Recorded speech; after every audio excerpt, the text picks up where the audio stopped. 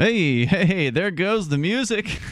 We saw that coming, though. Yeah. I was surprised it was there at all. Well, what was happening was and there it's back. What was happening was we're losing 100% of our sending feed out to our network, which appears to be okay now that they have reconnected. So keep our fingers crossed. I do miss our ISDN line, which was always rock solid in its reliability, despite the fact that it's 30-year-old technology. The internet just, some nights it's not ready for prime time. But here we are, nonetheless, in the year 2020, with you for the remainder of the year 2020 and continuing beyond that till forever, as far as we know. We don't know how long this show's going to go on, how long radio will continue to exist for, but we're going to keep it going even as others are dropping off left and right. I got the news a few days ago that Clark Howard is going to be ending his show. Now, some listeners may not have heard that name before. He's a fairly, in the world of radio, fairly successful person with over a couple hundred affiliates. He's been in the business for more than 2 decades, and he does like a kind of like a consumer advice show. So instead of talking about politics, which is typical for talk radio, he talks about, how to get the best deal on a washing machine or something like that, right? I haven't listened to his show, but I have a vague idea of what he does. And he's very, very successful, and he said that he's done at the end of this month. So that means there's going to be like 250 stations that are going to be looking for a new show. And so so now is a good time if you really like Free Talk Live and the Clark Howard show is on the air on a radio station near you. You may want to give them a call, talk to the program director, or shoot them an email and tell them you would like to hear Free Talk Live once the Clark Howard show ends. We're not that would be awesome. Yeah, and we're not a consumer everything show, but we certainly are pro-consumer. I mean, we're pro-free market here on Free Talk Live. So, I mean, there's no other show that's an exact match of what he does, but we definitely care about freedom and the marketplace. So maybe it would be a good fit. So keep us in mind. Definitely let your local program directors know if they're running Clark Howard. And there's actually Clark Howard, to his credit, on his website actually has an affiliate list. Most talk shows don't have an affiliate list that the average person can access, but he does. So you could go and look in your area. Like if you didn't know he was on, you could go and find out if you wanted to. That's cool. Which is pretty nice. So let's continue with your phone calls and thoughts. We've been talking about business owners. Oh, and the other interesting thing about Clark Howard leaving is he said he makes more money now from his websites than he does from his broadcast radio business. I believe it. I feel like Free Talk Live should probably work more on its internet presence. Because, that's in the long run, that's where everything's going to have to be. Yeah, I see where you're coming from. It's like, how do you do that, though? I don't know. Because I sure don't like pouring money into Google or Facebook for advertising. Right. So, that's not an option for me. We've tried those in the past, and they're completely ineffective. Yeah, I don't want to continue doing that. Oh, look, you got 17 click-throughs. Hooray. Yeah. What good did that do anyone? We could advertise on other shows, and we have done some of that. So we are an advertiser on Sovereign Tech with Brian Sovereign, one of our former co-hosts who does a tech show. We've been advertising with him for a couple of years. So he promotes Free Talk Live on every one of his shows. Cool. So, that's sort of advertising, not really completely within the libertarian community because it's a tech show. So, sort of branching out a little bit. But obviously our budget is limited on, what we can do. So, for instance, we looked into advertising on Penn Jillette's show, and we're like, we can't afford this. So, he's not a libertarian now anyway. No, he's quit being a libertarian, and he's gone into the Democrat camp, which was sad to find out. But, as far as I'm concerned, I just don't know if you can, make those things happen. I think they just sort of have to happen on their own. People just have to share your show, and it has to get I think some viral organic clips. growth is the only way for it to happen. Yeah. Right. And the reality is people aren't interested in, as far as internet podcasts, if you look at lists of top podcasts, the top podcasts in most cases are true crime podcasts. Really? Yeah. So they're not fictional. They're just stories about crimes. And people are really interested in that stuff. And I'm sure comedy does a lot better, right? Than political talk radio. Well, videos are doing better than all of them. Podcasts are also sort of on the decline. No, that's not true at all. Podcasts are huge. They're a larger and larger segment every single year. Relative to video? I don't know about relative to video, but you don't watch a video when you're driving in your car unless you're insane, right? So there's certain times where people will use podcasts. Now, obviously, fewer people are driving now than before, given all of the stay-at-home and people working from home sorts of things going on. So radio listenership, and I suspect podcast listenership may be down slightly because of that. But still, people are when they find a podcast they like, they get hooked on them. And they listen to it. I've seen people do that. One. Yeah. And so there's a lot of – so I mean, I've been watching the numbers over the years, and podcast listenership is definitely on the rise. People don't really care about live streams. That's like not even worth talking about. But podcasts, essentially it's on demand. People can listen when they want, and they're popular. But our show wouldn't be, because we do a 3-hour radio show, and the average person isn't going to have 2 hours a day that they can well, there's the digest. There's the digest. Thanks to Riley Blake for putting that out there. That's definitely an option for folks. It's incredibly impressive. What I think people should keep in mind about the digest is that these are being put together by a man who is blind. Yes, that's correct. Amazingly impressive.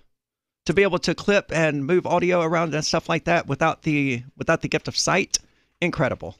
Props to Riley for that. All right, let's go to your phone calls and thoughts here. You can go and join us, toll-free number 855-450-FREE. James in Michigan, watching us on Twitch at twitch.lrn.fm.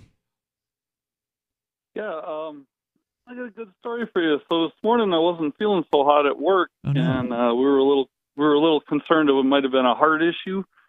So I ended up going into the hospital. Oof. And keeping nothing serious, but still, keep in mind I have not worn a mask for 1 second yet.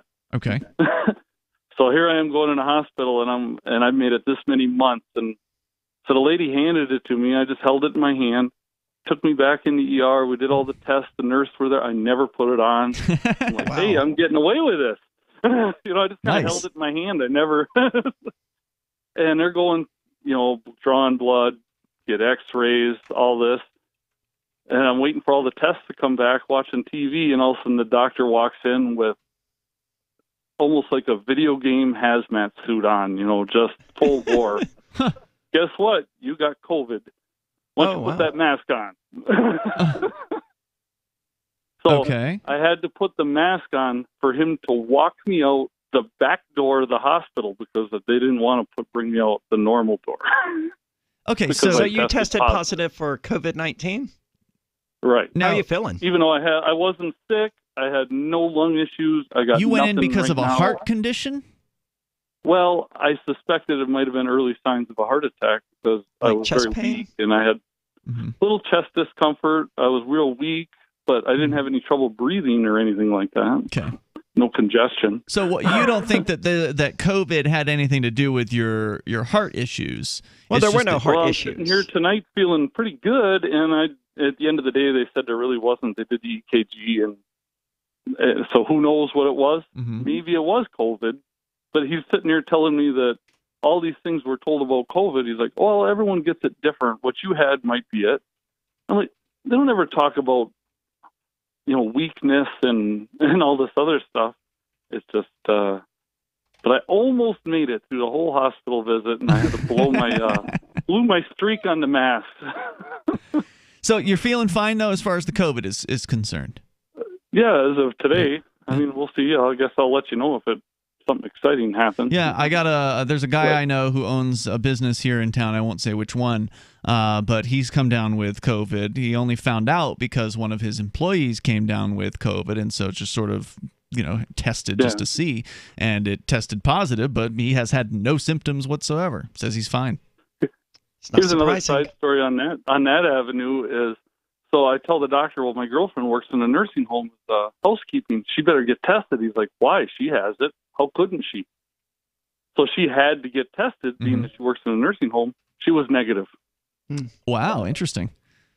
How is that even possible, right? I don't know. I mean, the test thing seems to be incredibly inaccurate from what we're hearing from people. And thank you, James, for your call tonight, man. I definitely appreciate hearing from you. Thanks for the story. The toll-free number is 855-450-FREE. We've heard from multiple people that the PCR test, I think is what it's called, they like have to amp up the like the intensity of the test to even get a positive or something in there. Like they've amped it up past the point where like everything is going to show as like it's crazy. It is. But, a study just came out based on the Red Cross blood donations that proves that coronavirus, COVID-19, was in the United States in December of last year. So I would be interested to see what the death rate was for December of 2019. Mark, where are you with your graphs? He's in Africa right now, I think. 855, 450, free like freedom. You can join us here. Hour 2's coming up. Take control of the airwaves. This is Free Talk Live. We'll talk about the dead minks coming up. Remember when you first heard about Bitcoin? How long did it take you to realize this little project would soon change the world? Do you kind of wish you had gotten involved sooner? Well, now's your chance to be part of the next revolution in money. Intercoin is working to finally make crypto go mainstream. It's designed to be scalable enough to support everyday payments and even elections without the state. Bitcoin was originally supposed to be a peer-to-peer cash system, the way we would all pay one another without having to trust any third party. But instead, over time, it mostly became a store of value. That's because every 10 minutes, the Bitcoin network must put all transactions into a block, and that block can only hold so much. If crypto is to become mainstream, for everyone to use it in everyday payments, we need a new architecture, one that's as secure as Bitcoin while being far more scalable. Check out intercoin.org to find out more and maybe pick up some of those coins for yourself. Cell 411 is a free app for Android and iOS that replaces government-controlled 911. Cell 411 allows you to preset a group of friends or private organizations to show up at any emergency. Cell 411 is a nightmare for the state because it proves their so-called services aren't needed. Cell 411 has had thousands of installs, and of course it's covered by the BIPCOT no government license. Cell 411 because your friends won't shoot you when you're in trouble. Without the government, who would build the emergency services? You and Cell 411. Get it today at getcell411.com. The LRN.FM social media channels have been revamped. We've eliminated Facebook and focused on other platforms like Twitter and Mastodon, the decentralized alternative to Twitter. On our accounts, you'll find posts from multiple LRN.FM show hosts together in one place. Follow us on Twitter at twitter.lrn.fm, or better yet, move to the decentralized Mastodon social media platform at toot.lrn.fm, toot.lrn.fm. I think you'll like it. You're listening to the live edition of Free Talk Live. Hour number 2 is next after the news here on the Liberty Radio Network at LRN.FM. It has their support. I'm Lisa Lacera, Fox News. The top Democratic leaders in Congress signaling support for a bipartisan coronavirus relief package. House Speaker Nancy Pelosi and Senate Democratic leader Chuck Schumer say in the spirit of compromise, a $908 billion coronavirus proposal introduced this week by several Republican and Democratic senators should be used as the basis for immediate negotiations. The dollar figure represents far less than the more than $2 trillion preferred by Democratic leaders, and it includes a liability provision desired by Republicans. Senate Majority Leader Mitch McConnell has been less supportive of the proposal, arguing his plan, spending about $500 billion and relying on unspent COVID relief funds, would be signed into law by President Trump. On Capitol Hill, Jared Halpern, Fox News. President-elect Joe Biden also backs it, but he wants a larger aid package. The full Congress should come together and pass a robust package of relief to address your urgent needs now. Biden made a comment at a virtual roundtable on the economy. The Food and Drug Administration is now considering emergency approval of the Pfizer vaccine for COVID-19. CDC Director Dr. Robert Redfield says they will not be sacrificing safety for speed. I do think the FDA is really looking at the rigor to make sure that they really turn over every stone to look at this data to make sure they understand fully what the safety profile is, what the side effects are, so that there can be transparency for the American public. The approval for the vaccine could come as soon as next week. Then the first doses would be distributed. Health and Human Services Secretary Alex Azar has said it will go to healthcare workers and long-term care facility residents first. The vaccine was approved in the UK today. Rafer Johnson, who won the decathlon at the 1960 Rome Olympics and helped subdue Robert F. Kennedy's assassin, has died. He was 86. America is listening to Fox News. This holiday season, more people will be mailing stuff than ever before. Stamps.com brings the post office and now UPS shipping right to your computer so you can mail and ship anything from the convenience of your home or office. With Stamps.com, you can print postage on demand and save money with deep discounts you can't even get at the post office. Like 5 cents off every stamp, up to 40% off priority mail, and up to 62% off UPS shipping rates. Print official stamps and labels right from your computer for any letter, package, or class of mail, anywhere you want to send. Once your mail's ready, schedule a pickup or drop it off. It's a no-brainer. Don't spend a minute of this holiday season at the post office.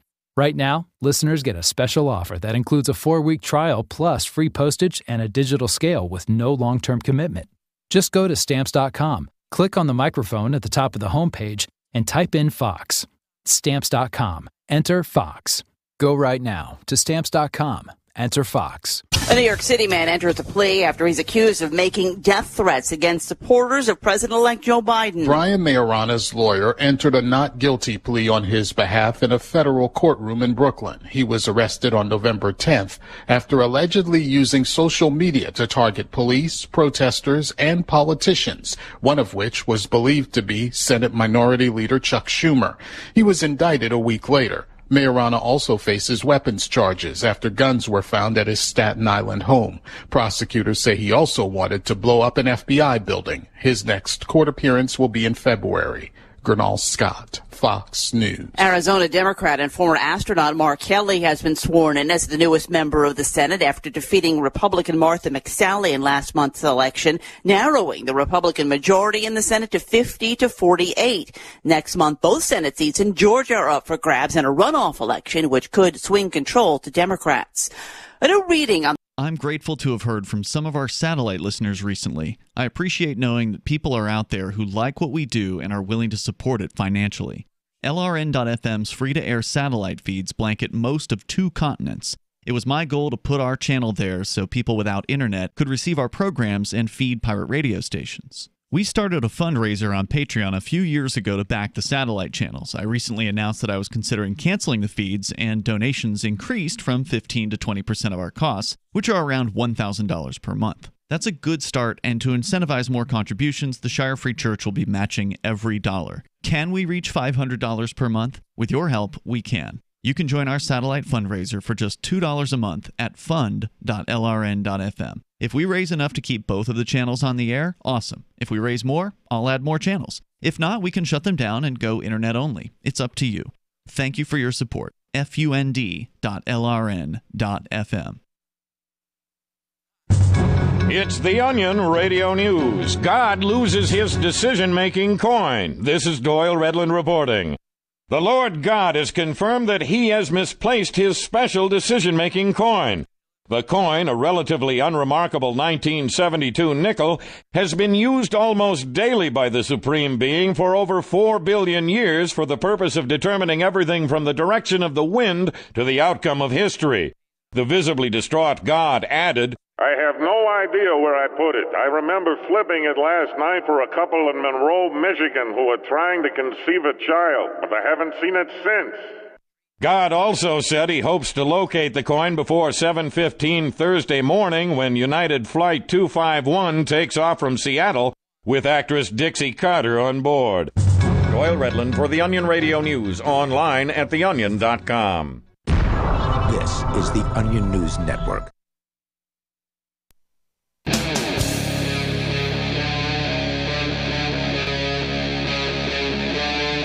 Free Talk Live.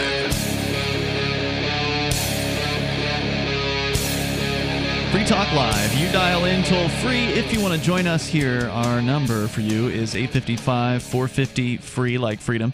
It's 855-450-3733. In the studio tonight, it's Ian. And Arya. We're going to give you an update on the minks, the millions and millions of minks that were to be put to death in Denmark because of COVID.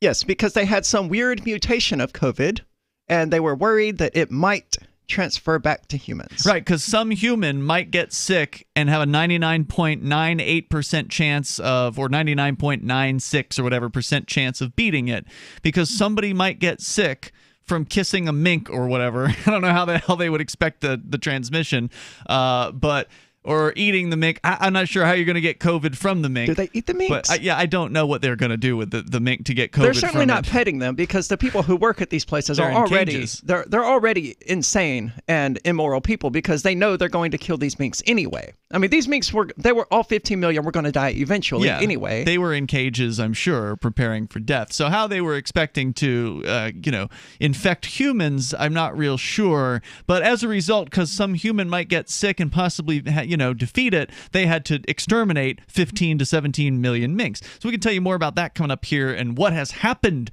to the dead bodies, the corpses of these minks. We'll get that to you next. But first, we're going to your phone calls and thoughts. Jason is on the line in Colorado. You're on Free Talk Live. Hello, Jason.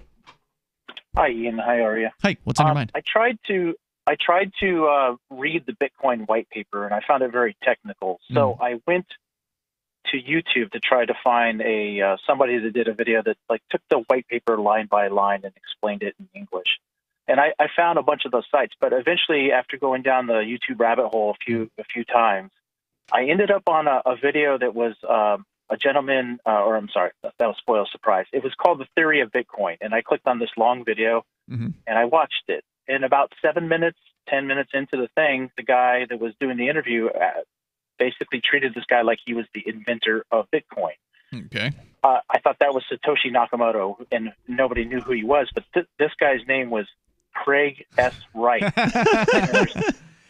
Yeah. And then there's other guys that call him a hoax. So I'm asking you guys, since you guys really know this stuff pretty good. Yeah. Craig Wright is not Satoshi Nakamoto. Yeah, I think he is a scammer, honestly. Craig Wright. So there have been a number of people over the years who have claimed to be Satoshi Nakamoto. And the thing is, any jackass can call themselves Satoshi Nakamoto, but only Satoshi Nakamoto can prove it. And the way Satoshi could prove, if somebody were to come out and say, I am the true Satoshi, all right, well, move some of your Bitcoins. Yep. Or sign this statement with your Bitcoin wallet. You don't even have to move the Bitcoins. You can just use this thing called a cryptographic signature that basically is a thing that a wallet can do, and sign a certain statement to prove that you have control over those private keys. He could do all those any of those things if he were actually Satoshi. Now, I believe Craig's right is his excuse is that he lost the keys. Which isn't impossible in those early days of Bitcoin for the average person, but for Satoshi Nakamoto, for the creator of Bitcoin, I find it extremely unlikely. Yeah. That said, the Satoshi's original Bitcoins have never been moved. So, Satoshi, if he or she is still out there, has never at any point since they disappeared touched their original Bitcoin. Okay. Well, let's assume he is a hoaxer. Mm-hmm. There's these, there's probably 20 hours of video on this guy explaining the theory of Bitcoin. Is any of it correct?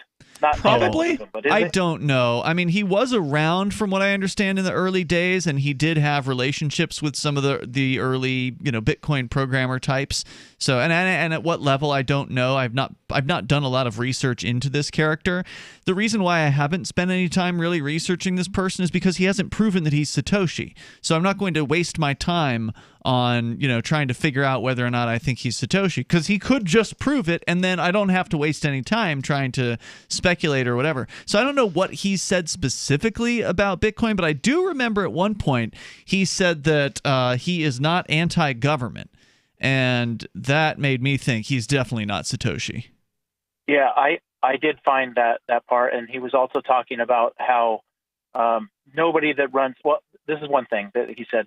He said that there's only 32 nodes that are mining, and that everybody that thinks they're mining isn't mining. And I was confused by that because I don't understand how mining works. Yeah, I don't know what he's talking about. He's probably talking about 32 Bitcoin SV miners in all likelihood. I don't know what he's referring to there. If you want to get into learning about Bitcoin mining, that on its own is a deep topic, and I'm nothing more than a novice at Bitcoin mining. So, from what I understand, you can do what's called solo mining, or you can join a mining pool. And given that the difficulty of mining Bitcoin is so high, and you have to use specified mining hardware in order to even have a chance at finding a Bitcoin block, you basically have to join a mining pool if you want to be able to get any kind of mining rewards. So I don't know how many mining pools there are out there. Maybe that's what he was referring to when he was talking about 32. There's bound to be way more than 32, though. I mean, there's 32 pools for stupid altcoins like Vertcoin. Yeah, I don't have any idea what he was talking about. I would take anything that guy says with a huge grain of salt. Yeah. Let me expand on that. What he did say later was that if you looked at every single block that's created, right, you know who won the block or who mined the block. Mm-hmm. It's in the transaction. Yeah. He said if you go back through all the history of Bitcoin, you would only find like 32 or 70 or 98. It was not a number over 100 of people that have ever, or groups that have ever mined a block. And I was like, I don't know.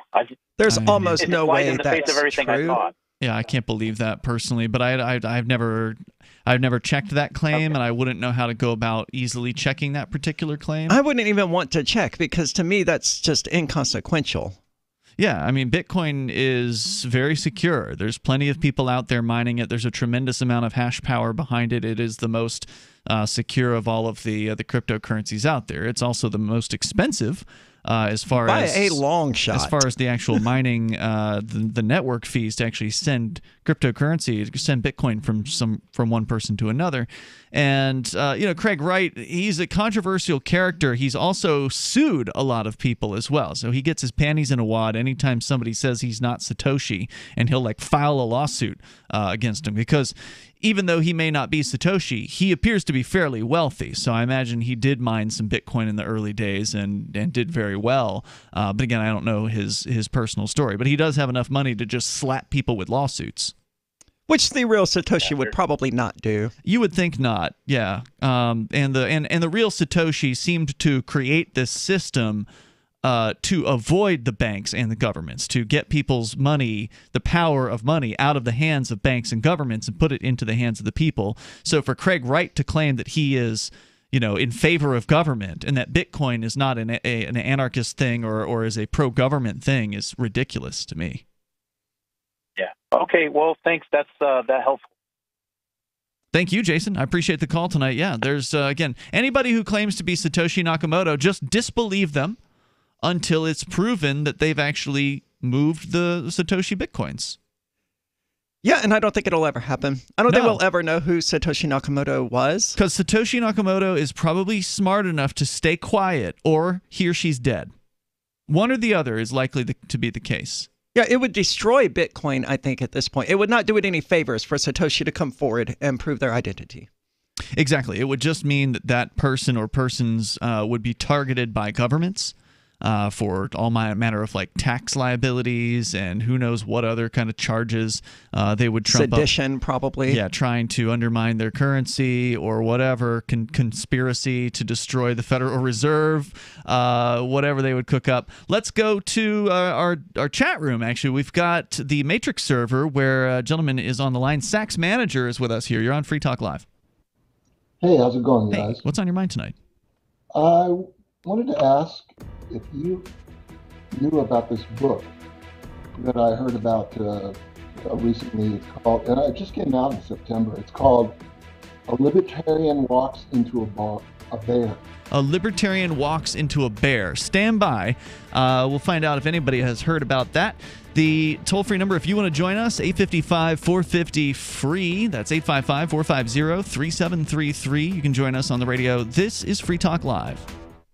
Divvy's been a pretty good investment for Free Talk Live. Their ad campaign started in September 2019, and from mid-March to mid-July, the values soared by 10 times. It's not too late. Divvy's new wallet hasn't even released yet, and other things are happening that I can't even say on the radio. If you want to invest and potentially do well, go to DivvyProject.org. I can tell you that FTL is deepening its partnership with the guys from DivvyProject.org. Past performance is not an indication of future profit. DivvyProject.org. DIVI Project.org. Bitcoin.com is the best source for learning about cryptocurrency. Go there now, click on Get Started at the top of the page. Once you do that, you'll find a cornucopia of information, neatly organized for your needs. If you're a knowledgeable crypto user, check out news.bitcoin.com where you can get the latest headlines. Bitcoin.com is your source for buying cryptocurrency, getting a wallet app, mining, trading, and all the latest cryptocurrency news, all on a slick and easy-to-use website. All put together by the best minds in the business to teach you about cryptocurrency. Bitcoin.com. Having taken her father's throne, Sarah Calhoun has fallen out with one of her best allies, and her brother Nathaniel heads into Imperial Philadelphia with a reckless plan. Her uncle Thomas, armed with new powers and new allies, aims to remove Sarah from her throne and from the world of the living. To survive, and to gain the strength she needs to fight an impossible war, Sarah must unite the Mound Builder Kings to enact an ancient rite that will propel her beyond mortality. Servant Daughter by DJ Butler is the newest entry in the Dragon Award-winning Witchy War series from Baen Books at BaenBooks.com. Every year, over 1 million fires burn in America. Fortunately, firefighters are on the job, saving life and property, and you can be a part of it.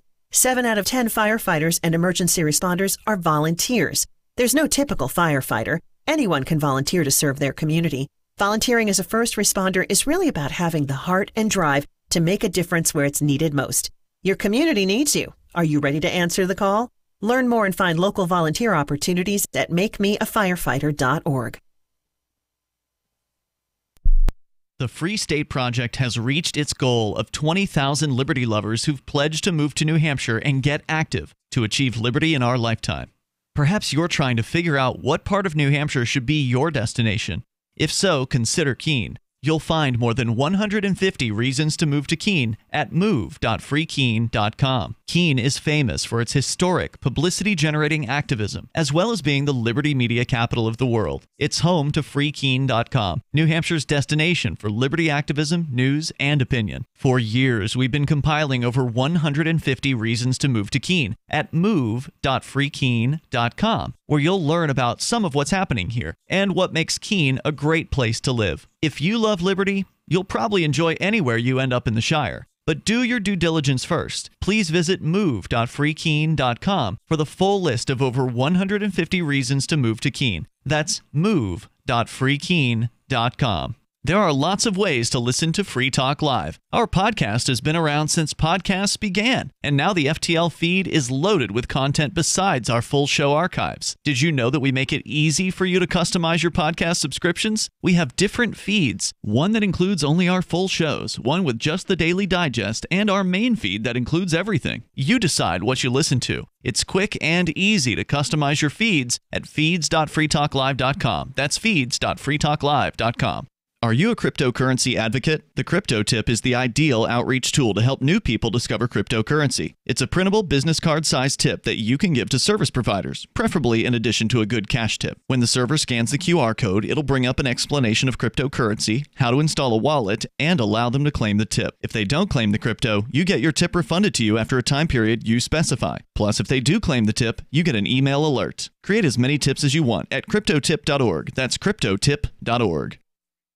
Help get LRN.FM into more ears. Visit promote.lrn.fm for a free bumper sticker, flyers, banners, graphics, and more. Promote.lrn.fm.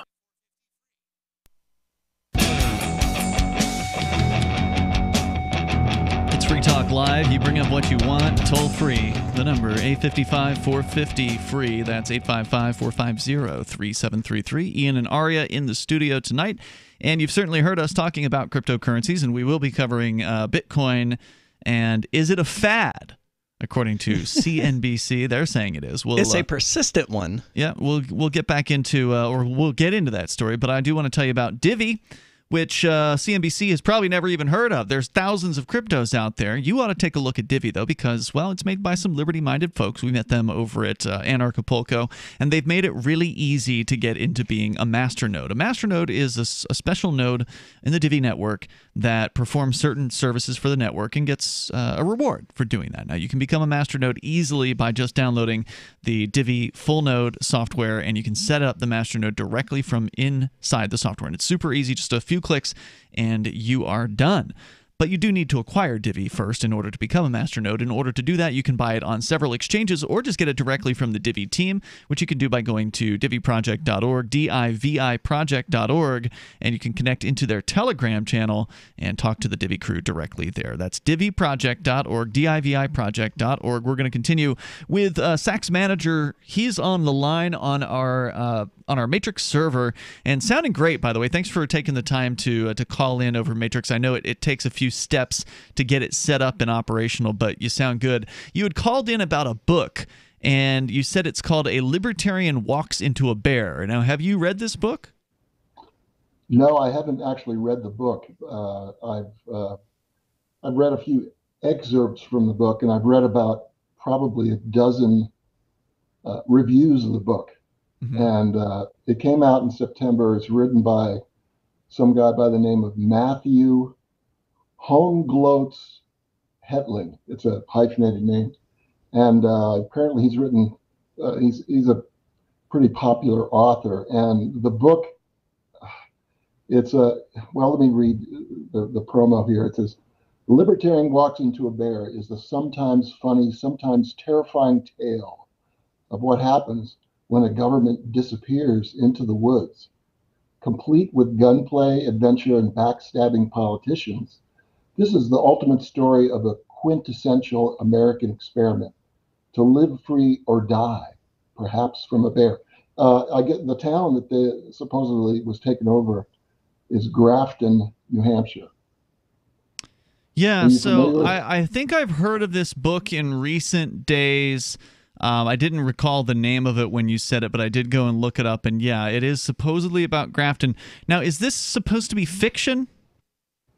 No, this is supposed to be a true story. Okay. This is of what actually happened. Yeah, see, I don't think so. It might be based on a true story. Yeah, I think even saying that is a stretch. So what he's referring to here is the so-called Freetown Project. Now, I wish the real Christopher Cantwell was in our chat room right now on the Matrix server. Normally he's in there. He was there earlier, but he's not. He hasn't seen my message because he was one of the original Freetown Project founders. Okay, and so you actually have on the very same Matrix chat server that you are on, Sachs Manager, one of those participants, the real Christopher Cantwell, that is one of the original founders of that movement. I suppose he would be able to answer this more directly than I can because I wasn't directly involved, but I was certainly aware of it. So for listeners that are unfamiliar, there was, of course, the Free State Project, which was the idea of libertarians migrating to the same state. That came out in 2001. It started gathering members, and it hit 5,000 members.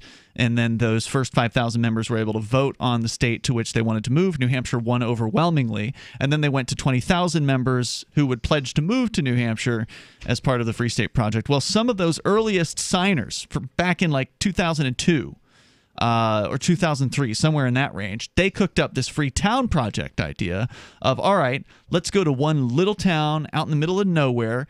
Grafton was chosen. I'm not sure why they chose Grafton. It's not the lowest population town. It's like maybe 1,500 or something like that. That's pretty small, though. It is, but there's a town right next door to Keene which has 250 people in it. But why even bother at that point? Why bother what? I mean, there's so little economic activity there. Why bother with trying to build a libertarian paradise there? Well, that's the thing. Like, why go to Grafton when you could have gone to Roxbury right next to Keene, where you're next door to an economic area? Good point. And there's only 250 people that live in Roxbury. So I'm still not sure why that particular town was chosen, but that's what they did. And they started promoting all of this propaganda about, it would be this libertarian paradise. There would be prostitutes everywhere and, cannibalism or whatever. Ridiculous. It to some extent was a troll job, I think, because... Did they offer cannibalism? I can see them offering, we're going to legalize prostitution. Good on you for that. Well, that's the thing. Most of the people who originally founded this thing never ended up moving to Grafton. Similarly to how most people who signed the Free State Project thing have not actually moved to New Hampshire. Correct. Zach Bass died. Jay Freeville, who was the guy in the chat room, the real Christopher Cantwell, he ended up moving to Keene when he finally moved up here, because by the time Jay moved to Keene, the whole Freetown Project thing had already fallen apart. it wasn't long after the initial days that the entire concept fell apart. But there were still libertarians who moved to Grafton, regardless of the Freetown Project. Some of the people who moved to Grafton had never even heard of the Freetown Project. They were people who wanted to move to the middle of nowhere, right? So they moved to Grafton.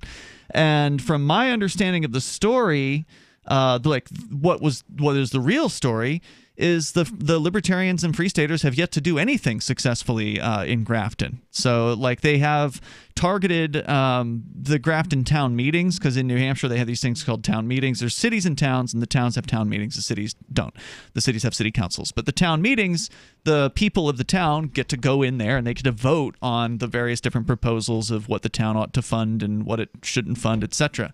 And so every year the libertarians do show up at that town meeting in fairly decent numbers, but from what I understand, they've never had the numbers to actually have a success. So I'm not sure what this book is saying, because I haven't read it, and nor do I want to spend 288 pages, reading some leftist author's fantasy about, what he thinks happened in Grafton. But from the summary of the book, or the rundown on the cover here, it sounds like they took over. It makes it sound like the libertarians took over the town, and that they got rid of the school, and they got rid of the fire department, they got rid of all these other things, and none of those things happened. So I don't, at least as far as I know, you would think that if those things happened, they would be crowing about it, that we would hear news about it, that we would have seen like it'd be, advertised as a success story.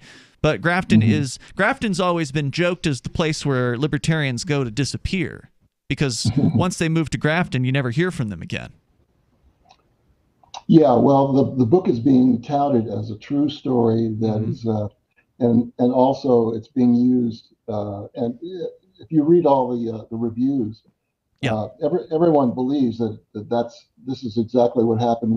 This book is a narrative of that, and it's used to basically discredit libertarian philosophy. Libertarians are doing just fine discrediting themselves. Yeah, I mean, it definitely sounds like a hit piece. And yes, exactly. I appreciate your call tonight. Thanks, Sachs Manager, and again, thanks for calling on the Matrix server there. And yeah, maybe we'll get the real Christopher. I have so much trouble. The real Christopher Cantwell. The real Christopher Cantwell, who is not, in fact, the real Christopher Cantwell. No, he's not. Jay Breeville. Maybe he'll call and explain this. Actually, we got a guy on the line who has lived in Grafton. I don't think he's still there, but he's going to weigh in on this coming up. It's Free Talk Live. Mounds and mounds of fur. Our hairballs have hairballs. Our cat Mama, she's 10 years old. She has dandruff and an oily coat. I have two cats, Zippy and Daisy. Daisy sheds like crazy. If you love your pets as much as I do, you want to do what's best for them to live long, healthy, happy lives. DINOVITE.com. I just tried this wonderful Catalicious Dynavite for cats, and my cat has been on it for 2 weeks. She is not scratching anymore. She's not chewing anymore. It is just the best. I was thrilled when I heard Dynavite for cats was coming out, because I'd seen the changes in my dog. To introduce my cats to Dynavite, I took the advice from Dynavite and put their food on top of just a scoop in the bowl, just to get them used to it, because I know if I even switch one little thing, they put their nose up to it. There was not one problem. Dynavite for life. You won't believe how happy your cat will be. DINOVITE.com.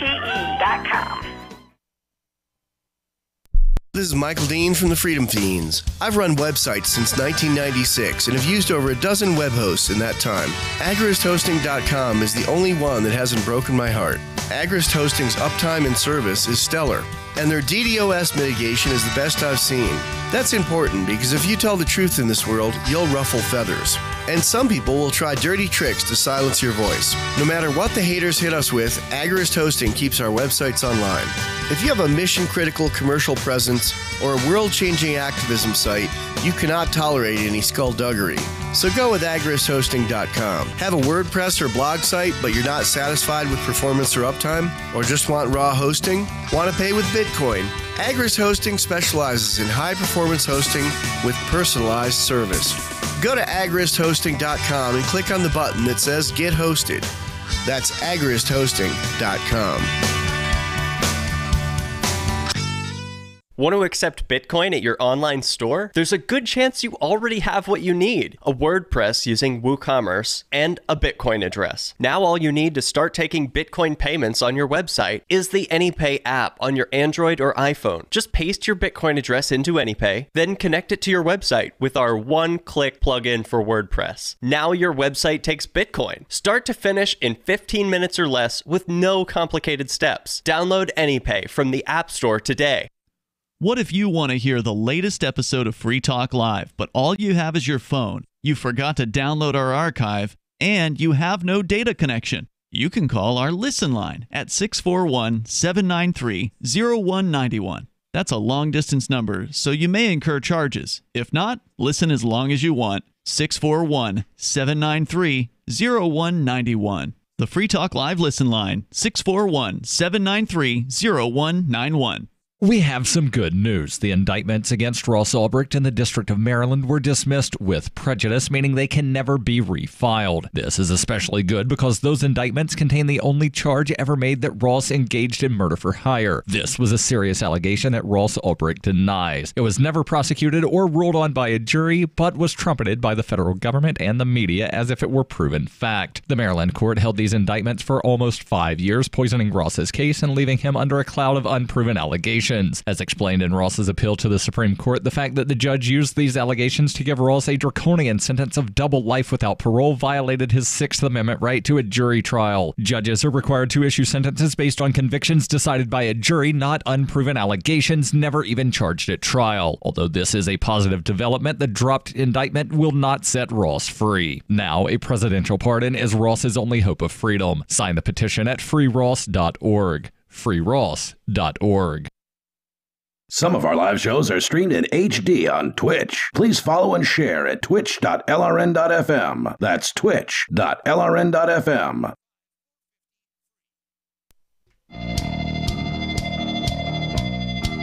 This is Free Talk Live.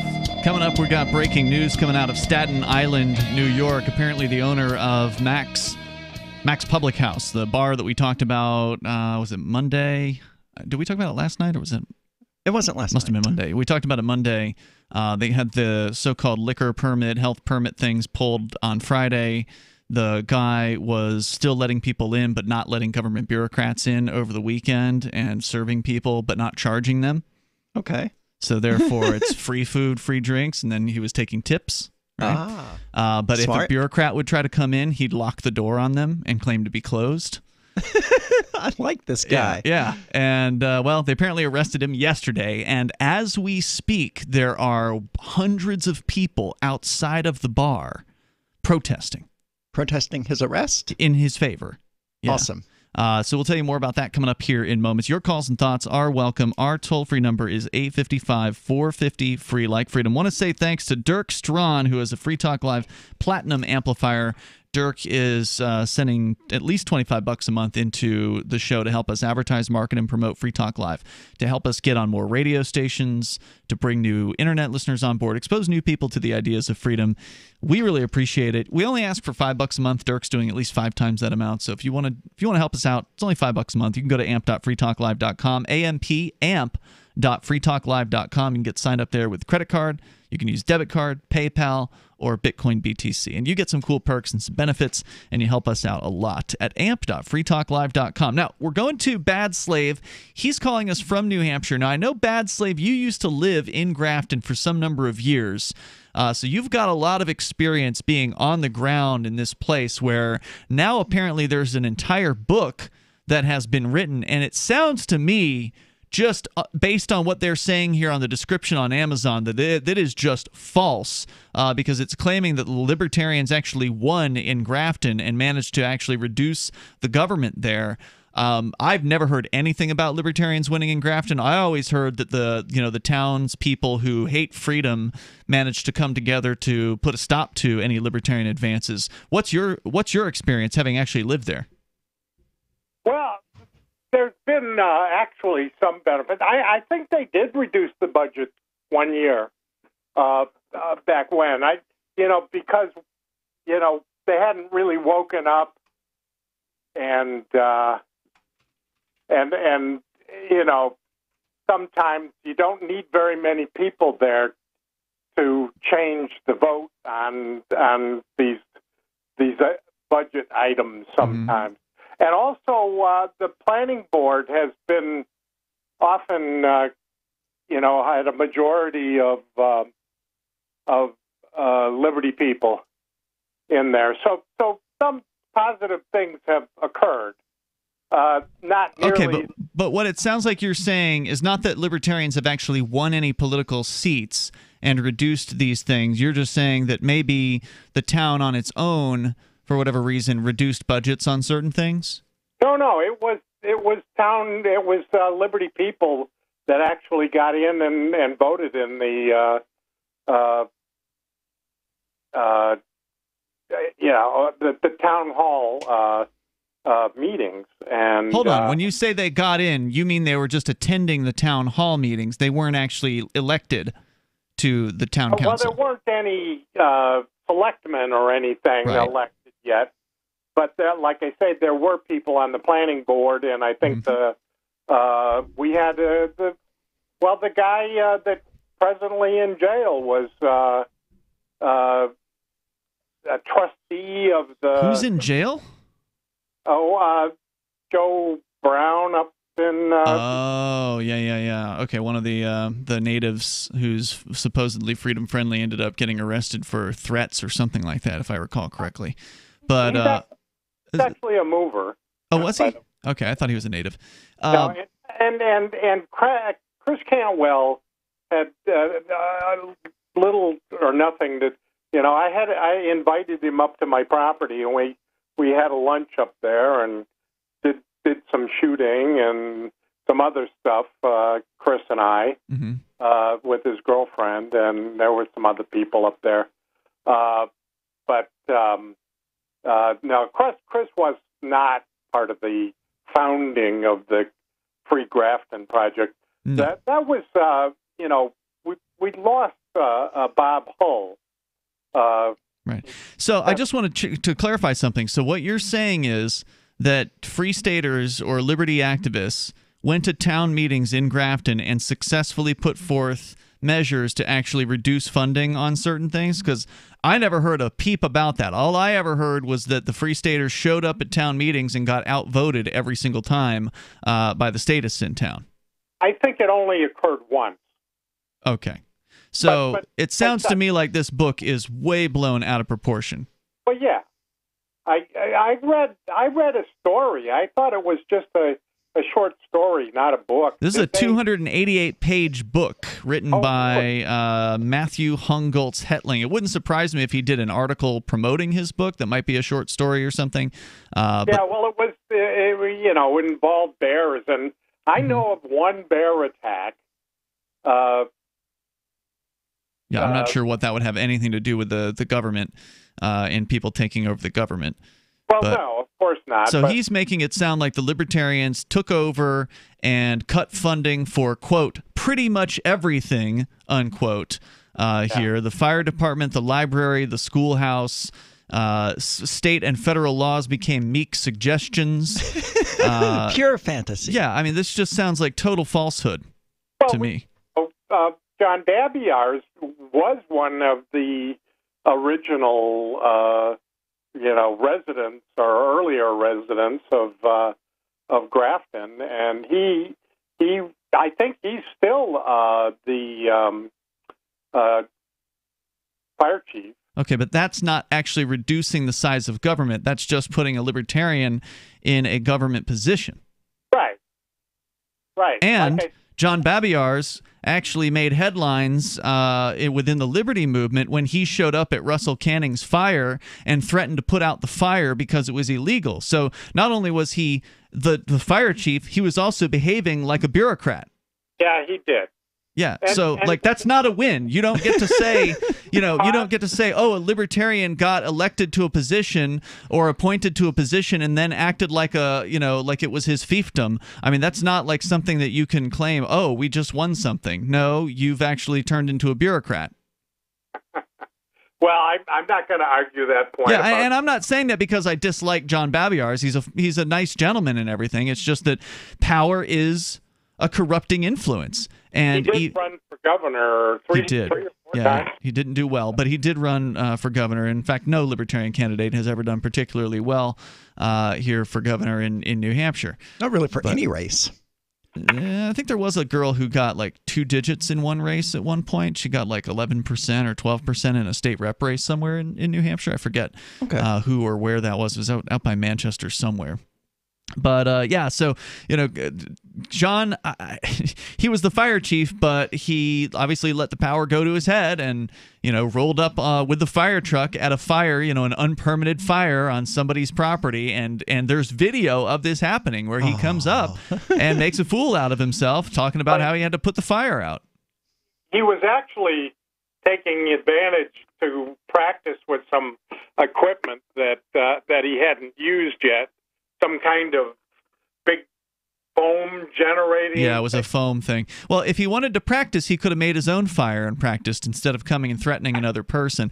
Thank you, Bad Slave, for the call tonight. I appreciate it. I mean, there's no win there in this Grafton situation. There was never any kind of serious win. Otherwise, I would hope we'd heard about it. But beyond that, it's another point that if they had ever won something and they didn't talk about it, then what's the point?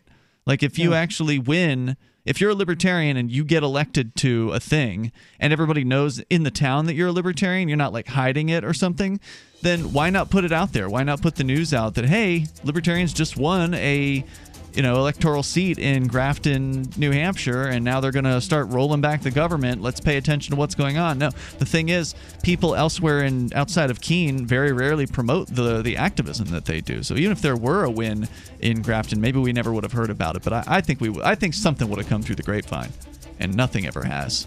There's more coming up here in moments. You can join us. This is Free Talk Live. Would you like to get back that full head of hair from years past? Introducing Reveal from GCNLife.com. Beverly Hills dermatologist Dr. Nathan Newman invented Reveal, which contains polypeptides with natural botanicals and no parabens, sulfates, silicones, or dyes for a salon-quality hair growth product. Reveal. Here's Dr. Newman. I have treated a lot of patients who lose their hair and they lose their confidence. We've created a unique set of polypeptides, which we call HPT6. The HPT6 contains the polypeptides from 6 different plants. The scalp infusion treatment should be used on wet or dry scalp. The Reveal hair care system is designed to be used for men and women alike. Get Reveal at GCNLife.com with a 30-day money-back guarantee. So try Reveal today at GCNLife.com or 844-443-6637. Plus a discount up to 25% off for Reveal at GCNLife.com or 844-443-6637. Attention business owners body slammed by overwhelming debt. If your business is in trouble, hassled by creditors, if you're frustrated, finally fed up with big business bailouts while your business has been left for dead, please listen close. There's a brand new fast-track bankruptcy. Some have even called it the biggest small business bailout in American history. Designed for individuals and their businesses. And look, almost no one knows about this yet. My attorney wasn't even aware of it. The truth is, beating the system has never been easy because it's rigged in a sense against the little guy. But here's the jaw-dropping news nobody's talking about. They've literally just changed the system so that you can beat it, but only if you understand how the new game has to be played. Find out if you qualify at pocketsoflight.com. This government-backed small business repair program is still legal, but may not be renewed after the election. Fight back fairly, fight back ethically at pocketsoflight.com.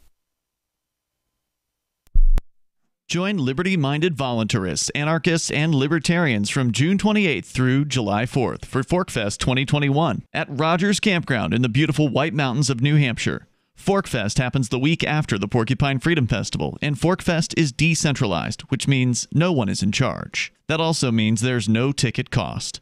Just reserve your camping, RV site, or motel room with Rogers Campground for June 28th through July 4th. Where better to celebrate Independence Day than around other freedom-loving activists in the Shire?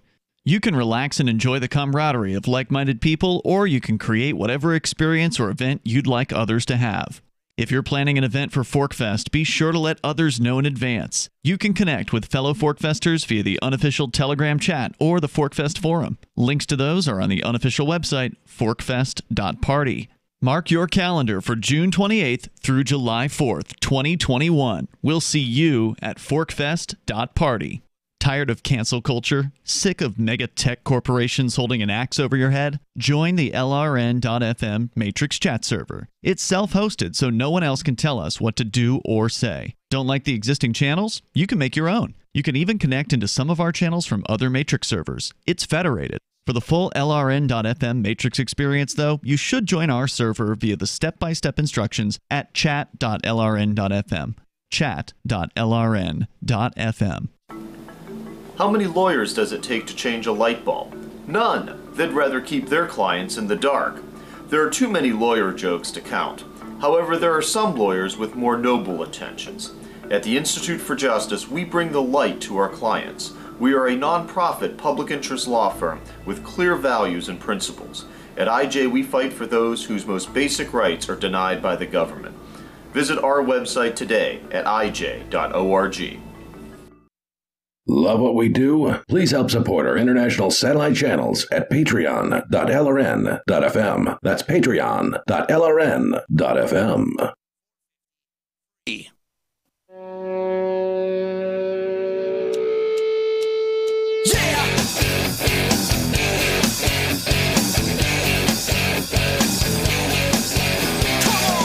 It's Free Talk Live. You can dial in toll free here. We'll give you the update on what's going on in Staten Island out in front of Mac's Public House after the owner was arrested yesterday for heroically keeping his business open despite being ordered to close due to, quote, coronavirus, etc. there in New York. As we continue, it's Ian and Aria in the studio tonight. Our toll-free number is 855-450-FREE. We're going to go back to your phone calls and thoughts. And then coming up, Bitcoin. Is it a fad? According to one author at CNBC, they say it is. We'll address that coming up here in a bit. Your calls and thoughts are welcome, though. Let's go to the phones. To the phone, we got Dave. He's in Colorado. Normally calls from New Hampshire. It's Dave Ridley Report. Dave. Hey, Dave. Yeah, isn't it funny that you'd have somebody call in to talk about, I don't know, how someone thought Grafton was terrible, and while he was calling, there's two people on the line who lived in Grafton. Because I lived there briefly. Yeah, you did. What are your thoughts on this book that apparently has come out in the last couple months called "A Libertarian Walks into a Bear," which claims that there were apparently that the libertarians just won in Grafton and took over the town and reduced the budgets on nearly everything, and somehow that has something to do with bears. Go ahead. No, I have tonight is the first I've heard of that book. My calling in was just a coincidence that it happened at the same time we were. But did you hear when you were in Grafton about any kind of libertarian success stories? Because I've never heard of them. We'd be in Grafton. Yeah, we had some minor successes. I mean, like I said, I was only there for 6 months, but when I was there, I was able to get like CNN was using some of my video that I shot in Grafton. Okay, CNN using video, I wouldn't call a success on the town level. I mean, do you recall anything happening, with town government specifically, with libertarians going to a town meeting and taking it over, or drastically slashing the town budget, or anything like that? Yeah, they had some effect, but no, they didn't really achieve like a majority on any board that I'm aware of, or anything like that. So I don't know about the budget numbers. I don't know. Mm-hmm.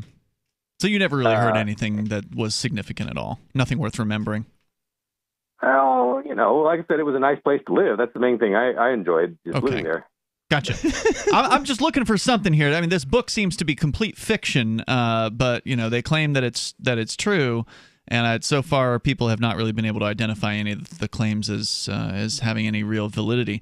I mean, wish it were true. I wish libertarians had actually taken over in Grafton, but from what I understand, the town's members who were statists redoubled their efforts once they found out libertarians were coming to town and managed to hold the line so far. Yeah, I mean, it was already fairly free. There was, there was no zoning for one thing. Sure, that's one of the reasons why a bunch of people chose Grafton, because it is, on the scale of towns of New Hampshire, one of the least regulated, no doubt about that. But again, just to say that it was already relatively free compared to other places is not to say that the libertarians had any real influence in that it was already that way when they showed up.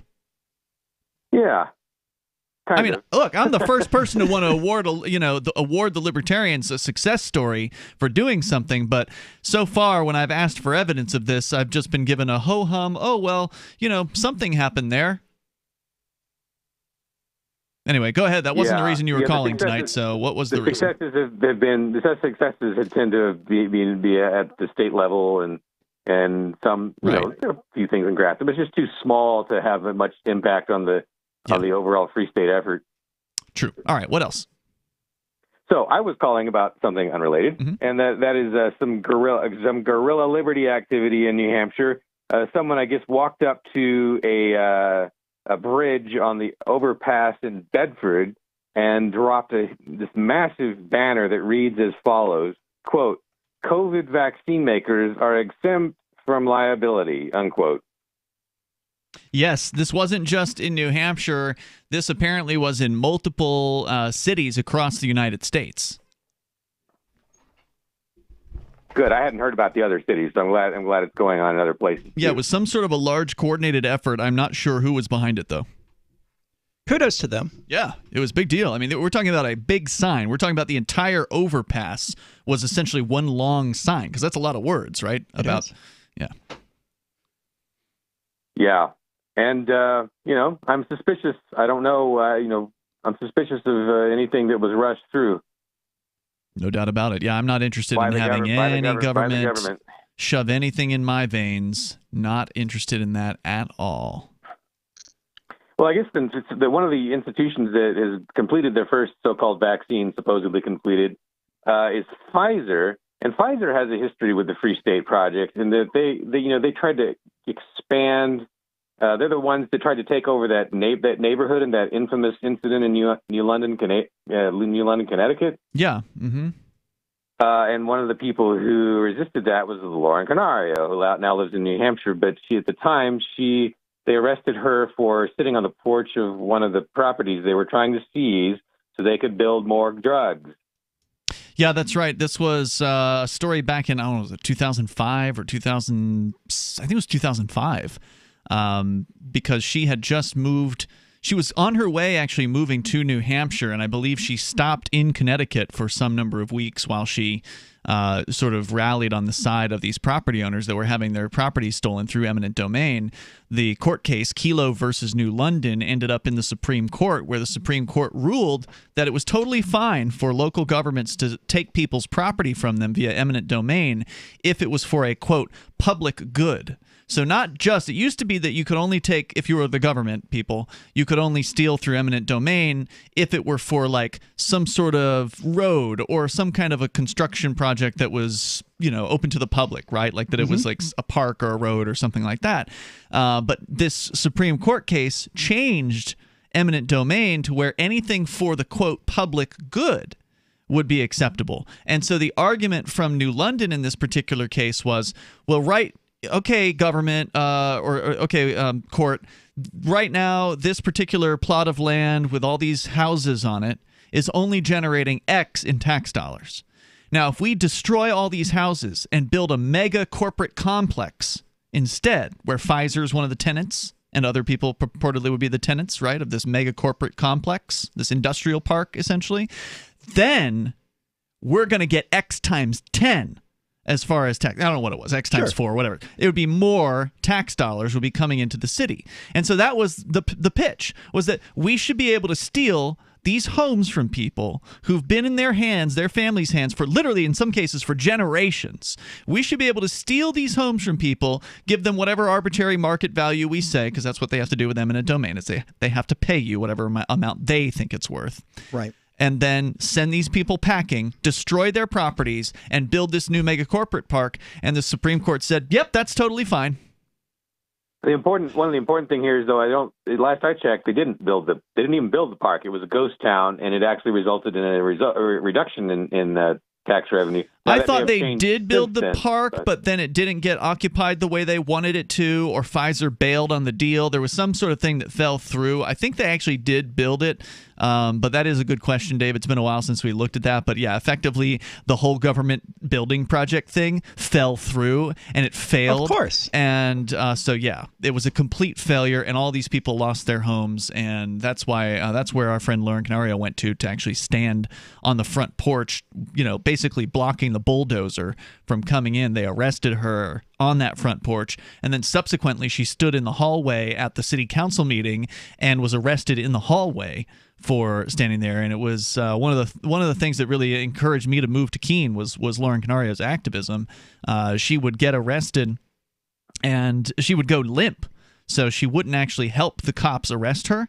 She would actually just be like a rag doll, essentially, and they'd have to, pick her up and move her about. And I remember specifically how powerful it was that, when she would continue doing this throughout the entire time. So it wasn't just when she was arrested. It was also like if she had to go to court, they would have to wheel in a wheelchair into her jail cell, lift her from the bed, or wherever it was she was seated in the jail cell, put her into the wheelchair, wheel her to, the jail van or whatever, lift her out of the wheelchair. That is epic. Yeah. So the level of civil disobedience from this lady was amazingly inspirational. And I'm like, wherever this woman is in New Hampshire, I have to be there to see what happens next. Is she here in Keene then?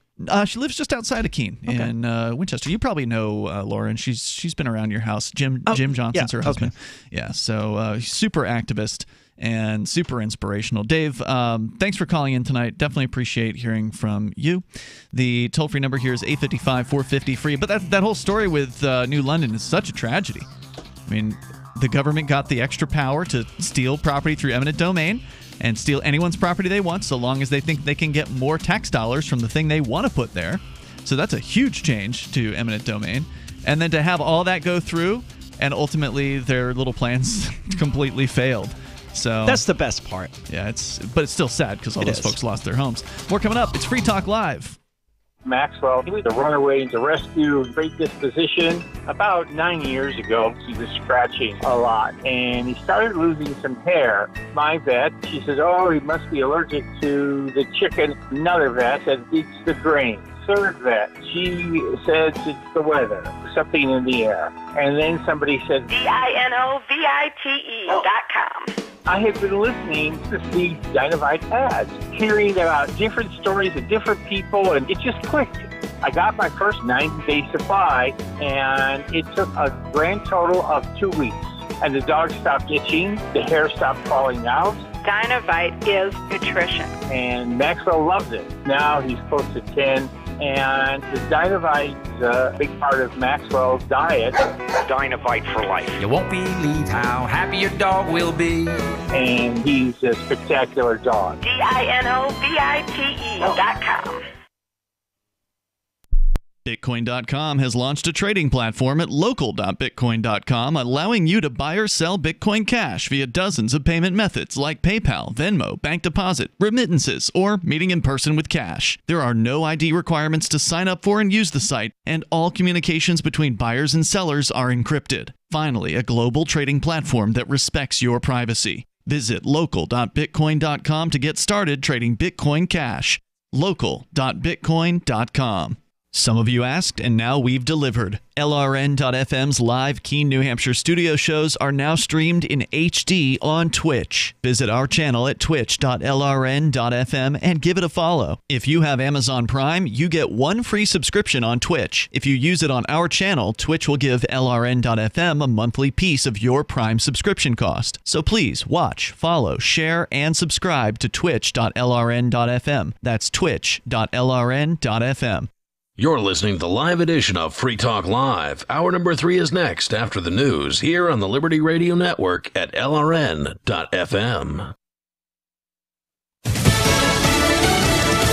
It's coming. I'm Lisa Lacera, Fox News. That's the promise from federal health officials as they consider emergency approval for the Pfizer vaccine for COVID-19. More than 100,000 Americans are now hospitalized with the virus. Things are on track for a thorough but quick approval by the FDA for candidate coronavirus vaccines from both Pfizer and Moderna.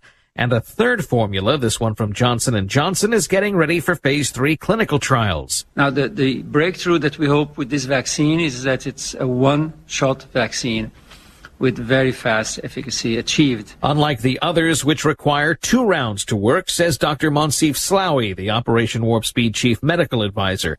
Production of Moderna and Pfizer's vaccine is underway. 20 million Americans could be vaccinated in a matter of weeks. Eben Brown, Fox News. CDC Director Dr. Robert Redfield has signed off on the recommendation that healthcare workers and people living in long-term care facilities get the vaccine first. That message was posted on the agency's website. A CDC panel voted on it yesterday. The official in charge of Georgia's voting system says the second recount in the presidential race is almost complete. Gabriel Sterling says he expected to be certified Friday. The recount is still on track. We're not seeing any real changes from the outcomes we saw in the November 3rd election or the 5 million ballot hand audit that we did last week. And he pushed back on claims by President Trump's legal team that votes were changed in favor of Joe Biden, saying the lawyers are inflaming rhetoric unnecessarily. President Trump continues to claim widespread voter fraud in a video released on social media. If we are right about the fraud, Joe Biden can't be president. We're talking about hundreds of thousands of votes. Twitter flagged the video within minutes of its release with a message stating this claim about election fraud is disputed. America is listening to Fox News. You've had enough to deal with this year, so don't overthink your holiday gifts. Since we've all been living in our sweatpants anyway, it's time for some pro-level Tommy John loungewear.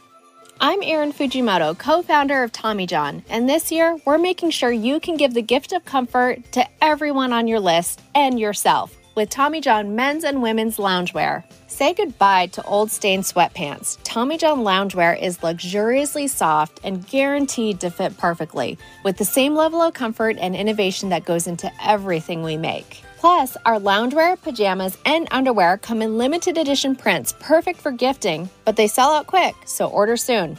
And there's no risk with Tommy John's best pair you'll ever wear or it's free guarantee. Shop Tommy John's extended Cyber Monday sale now to make sure your gifts arrive by the holidays. Go to TommyJohn.com/Fox News for 20% off site-wide. Get 20% off for a limited time only at TommyJohn.com/Fox News. See site for details.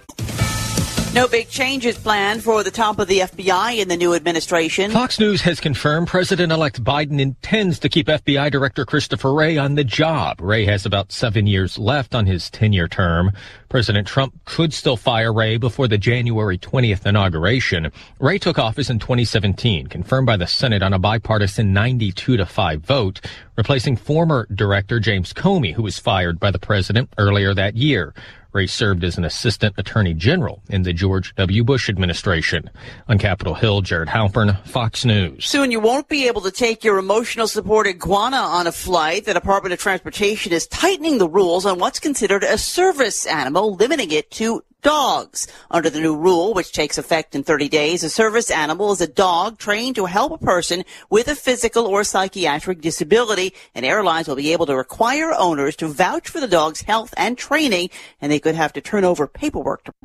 According to locals waiting for a 66 bus in downtown Chicago last night, a young couple was making out in the passenger shelter like they were in Paris or something. Onlookers spoke to reporters about the pair, who carried on their passionate embrace for over 20 minutes, as if they were in some sort of goddamn candlelit bistro tucked away in Montmartre. It's been almost a half an hour and they're still going at it. It's like they think they're sitting on a sun-dappled picnic blanket in the Tuileries Gardens. I mean, where the hell are we? The Champs-Elysees? The pair's marathon makeout session, which took place in downtown Chicago and not, as frustrated onlookers emphasized, on a cobblestone street in the city of lights, featured intense gazing, deep tongue kissing, and other gestures of affection typically reserved for a couple strolling down the banks of the Seine River. You know, for a second there, I honestly thought we had all been transported to Parc Monceau, drinking flutes of champagne on a wonderful summer afternoon while being serenaded by a Parisian accordion player. But no, we're at a bus stop in Chicago. This is the Onion News Network. Following the conclusion of yet another day marked by a litany of tedious and unavoidable realities, The Onion spoke with sociologist Dr. Timothy Coghill, who told reporters that the nation would be forced to go through all of it again tomorrow. As our projections demonstrate, tomorrow, like today, every man, woman, and child in America will wake up and do it all again. All of it, including traffic, the workday, bad coffee, your kid's soccer game, laundry, the struggling economy. Statistical evidence also showed that the nation would once again endure traumatic childhood memories, Twitter, anxiety, poverty, consumerism, rampant abuses of the legal system, joint pain, racial inequality, global warming, the steady erosion of civil liberties, violence, loneliness, disease, unresolved intimacy issues, the ravages of age, hunger, sexual frustration, existential dread, the looming specter of death. For more on this unending story, check this week's Onion Review. This is the Onion News Network.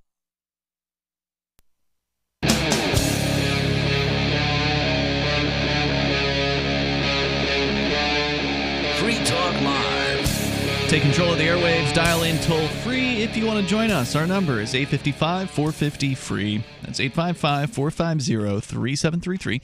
In the studio with you tonight, you've got Ian. And Aria.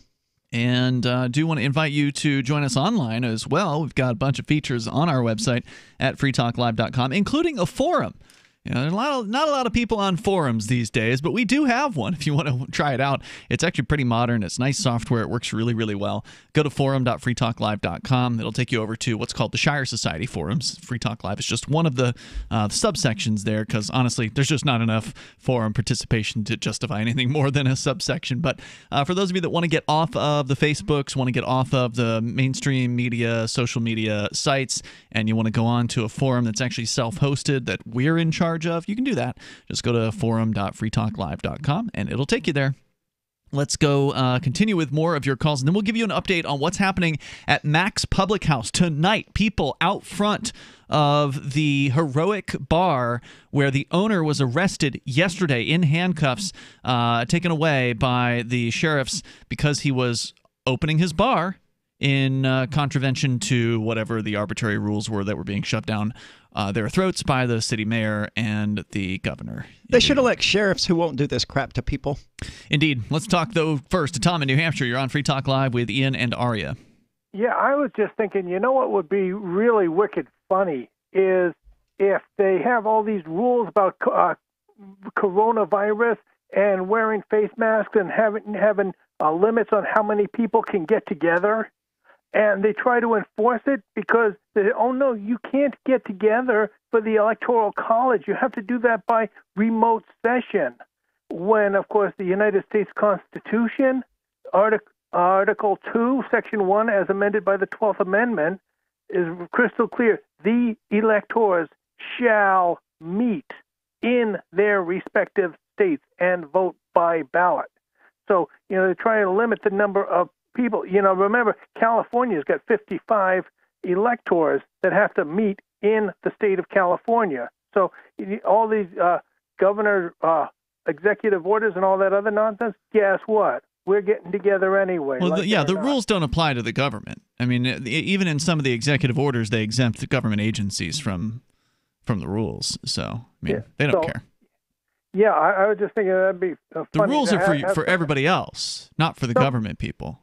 Some poor slob cop on the beat says, hey, what's the big idea? This is an unlawful assembly. Oh, yeah? Well, guess what? This is not just lawful. It is right up there with a state statute.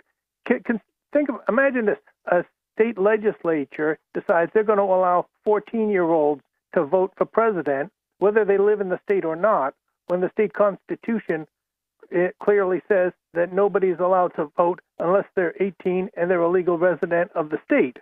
And I mean, their rules are interesting in a certain capacity, but I mean, it's just the government doing governmental things. I don't find the structures and the functions and the rigmarole that they go through of particular note. Yeah, me neither. Well, now let me point this out, though. If the voters are furious about this, they start an initiative petition and they go to repeal it. Meanwhile, they're challenging it in court because it's against the state constitution. Repealing what? it gets repealed by the voters. Are you talking about repealing the Electoral College? Repealing the state statute that the state legislature passed saying that 14-year-olds from out of state can vote for president. That is still, that statute would still be the law because Article 2, Section 1 of the state constitution clearly says each state shall appoint in such manner as the legislature thereof may direct. So it doesn't matter whether it's consistent with the state constitution or not, or whether what state are you talking about? I'm saying if this were to happen, the state legislature... If what were to happen? The state legislature were to pass a statute saying that 14-year-olds from out of state can vote. Okay, well, they're not going to do that. So thanks for the call. Toll-free numbers, 855-450-FREE. Woo! Political fantasy! I mean, that's like on the level... What if they voted to elect Joe Jorgensen? Yeah. I mean, this sort of level of political fantasy is like right up there with the, Obama just got arrested fantasy. Have you heard this one? I have not. So apparently, I don't know if it's like the QAnon believers or something like that, but there's been a rumor being passed around on the internet that Obama was just arrested. For what? It's ridiculous. He would never be arrested for anything. I mean, he's the former president of the United States. That basically is a free pass from being arrested for anything ever again. Yeah. So I mean, it's just there's a group of people out there that believes that their guys are going to get in control of the government. They're going to get the deep state out, and the good guys are going to get in control of the state. And they're going to go after Hillary, and they're going to go after Obama. And Trump and George W. Bush and Dick Cheney and all of the other war criminals. Oh, no, they like the Republicans. They just want them to go after the Democrats. Well, that's where their problem is. See, the Republicans are the good state people. See, if you could just elect all Republicans, then the state will be good, and then the deep state will be gone. I don't believe that is true, but I understand that other people do. That's their narrative, and it's ridiculous. Staten Island, New York. Here's an update for you. What's going on tonight out there in front of Mac's Public House? The owner was recently led away in handcuffs, according to SILive.com. I don't know where Staten Island. Okay, Staten Island, SI Live. 24 hours after the owner of Mac's Public House was led away in handcuffs for allegedly refusing to close his pub during the pandemic, a large crowd of Staten Islanders assembled outside of the Grant City establishment to protest the state's coronavirus restrictions. A crowd of about 60 people began assembling just after 5 p.m. tonight, with many carrying American flags and signs. One read, "Lock up criminals, not Americans." By the time the rally's program started at 6 p.m., the crowd had swelled to several hundred. And a portion of Lincoln Avenue in front of the establishment was closed to traffic due to the crowd. Protesters sang "God Bless America" as the rally, even though, America is what is doing this to them. Yeah, the United States government is part and parcel to this whole offense. As the rally's start time neared, the crowd also sang the chorus of "We're Not Gonna Take It" by Twisted Sister. Apparently, they didn't get the memo that the guy who sang that song is going to take it and begging for it, as a matter of fact. Is he? Yeah. I was never a big fan of Twisted Sister, so I don't follow them much. Yeah, I mean, I'm not a big fan either, but we looked it up one night. We checked his... I'm forgetting what his name is right now. Dee Snider. Dee Snider, the singer there. And there's actually an image of him dressed up as Uncle Sam, like encouraging people to wear masks. So he literally is taking it. He's actually advocating for people to bend over and take it from the government. But they sang the song, not knowing any better. One man, Michael, carried a American flag upside down, a sign the nation is in distress. He said, "We're being subjugated by our own government." News helicopters hovered over the demonstration, and there was a large media presence there. Christine Salika of Westerly, a makeup artist who's been out of work since March, said, "To me, this is a revolution. Cuomo and his legislators are collecting our paychecks, and they're putting us out of work," she said. One man in the crowd barked at members of the sheriff's office posted outside of the restaurant, quote, "I hope your pensions work. You sold out your own people. You're enforcing the laws of the same guy who spits on you," unquote. Controversial artist Scott Lebedo, who's been a visible presence at Mac's Public House as the controversy heated up, spoke to the crowd shortly after 6 p.m. He told the crowd, quote, "Patriotism is not just hanging your flags out on the 4th of July. You know what's patriotism? This is effing patriotism." He led the crowd in chants including "Fight" and "Don't Give Up the Ship." Mac's public house first found itself at the center of controversy when it said in November that it planned to continue indoor dining despite being in a state-designated coronavirus microcluster orange zone. Oh, God. Where it is illegal. Not a microcluster orange zone. Tension between the restaurant and state officials erupted Tuesday night when the sheriff's office executed a law enforcement action and arrested owner Danny Presti and issued a partial vacate order for the business. Keith McLarney, who owns the tavern along with Mr. Presti, was not taken into custody. Presti said, "This was a first. I probably have 15 fines in my pocket right now. I don't even know what they're for." He spoke to the crowd, so I guess he posted bail at about 6:45 p.m. tonight, saying, "We're a community. We take back Staten Island tonight. We take all the states back. This is how we take our country back." Your comments are welcome. Our toll-free number is 855-450-FREE. That's 855-450-3733. So one of the heroic owners, remember, this was the guy who declared his bar an autonomous zone this weekend. And apparently it didn't keep the cops away. More coming up. Free Talk Live. Bitcoin.com is the best source for learning about cryptocurrency. Go there now, click on Get Started at the top of the page. Once you do that, you'll find a cornucopia of information, neatly organized for your needs. If you're a knowledgeable crypto user, check out news.bitcoin.com where you can get the latest headlines. Bitcoin.com is your source for buying cryptocurrency, getting a wallet app, mining, trading, and all the latest cryptocurrency news, all on a slick and easy-to-use website. All put together by the best minds in the business to teach you about cryptocurrency. Bitcoin.com. Maxwell, she was scratching and losing some hair. My vet, she says, oh, he must be allergic to chicken. Another vet said, it's the drain. Third vet said, it's the weather. Then somebody said, DINOVITE.com. It took 2 weeks, and the dog stopped itching. The hair stopped falling out. The Dinovite is a big part of Maxwell's diet. You get some Dinovite, how happy your dog will be. DINOVITE.com. Freedom! Freedom is the call of the untamed Scotsman and all others that want to feel the wind under their kilts. At Free Talk Live, we love the breezy, swinging feeling that only a kilt from Sport Kilt can give. We teamed up with Sport Kilt to let you experience their form of freedom at a discount. Go to kilts.freetalklive.com and see a picture of Richie and me in our kilts. And then head over to sportkilt.com. Get some stylish freedom for yourself and use code FTL for a 10% discount. Sportkilt.com. What if the United States and the Soviet Union had fought on land, sea, air, and the astral plane, struggled for dominion across parallel dimensions, or on the surface of the moon? What wonders would have been unveiled? What terrors would have haunted mankind from those dark and dismal dimensions? Come closer, peer through a glass darkly, and discover the horrifying alternative visions of World War III from some of today's greatest minds in science fiction, fantasy, and horror. Weird World War III. Available now from Baen Books at BaenBooks.com. Excuse me, is this where I get a license to start a new business? I wouldn't be hasty. You have to get a license to go out of business, too, you know. Oh, well, look, I've invented this little anti-gravity machine, see? Oh, is that why you're walking 2 inches above the floor? Oh, yes, it's very comfortable. It saves on shoe leather. Yeah, well, you have to fill out these forms and report to the Human Services Department of Manpower Orientation and register with the Fair Employment Practice Commission, the Wage and Hour Division of the Employment Standards Administration, the State Sales and Income Tax Division, the Internal Revenue Service, and the Social Security Administration of the Department of Health, Education, and Welfare, and, of course, OSHA. OSHA? I thought that was a little town in Wisconsin. You'll find out. Say, floating around like that could be dangerous. Have you checked with the Consumer Product Safety Commission? Well, not yet. Come to think of it, you actually are flying, aren't you? Look, you need to go over to the Federal Aviation Administration and the Transportation... It's very hard to get anything done these days if you're in business, but free enterprise built this country. Think what could happen if we don't keep it free. A public service of this station and the Center for the Defense of Free Enterprise, Bellevue, Washington. We just can't have people floating about unregulated, you know.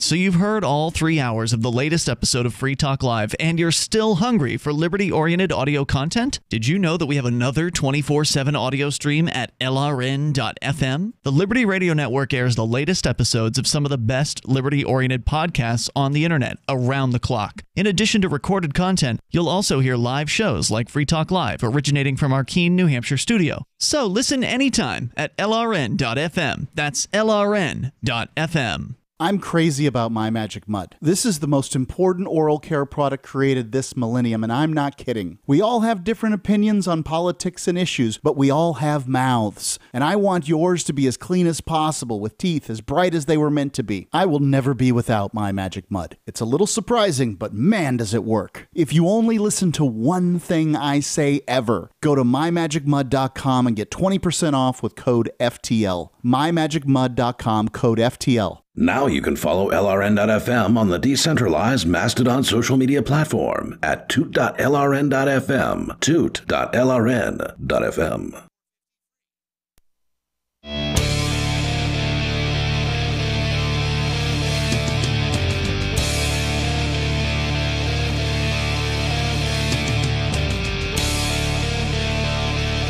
This is Free Talk Live. The toll-free number if you want to join us, 855-450-FREE, like freedom. That's 855-450-3733.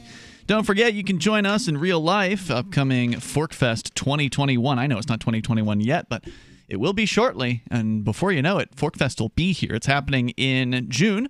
And July. It starts June 28th, goes through July 4th. Now, of course, you can stay as long as you want. ForkFest is a decentralized libertarian camping festival. It went on for, I think, about a month this time. Nah, not quite, but it was at least 2 weeks, according to some people, and some stayed even longer than that. But this time, we only marketed it as a week. Most people only have a week they can dedicate to something like this, so we're calling it, at least on Free Talk Live, June 28th through July 4th. So you decide, but ultimately that'll be the week that comes after the Porcupine Freedom Festival, which is the festival that's been going on there for much longer and that ForkFest sort of came out of. So if you want to maximize your fun, go to both of the events.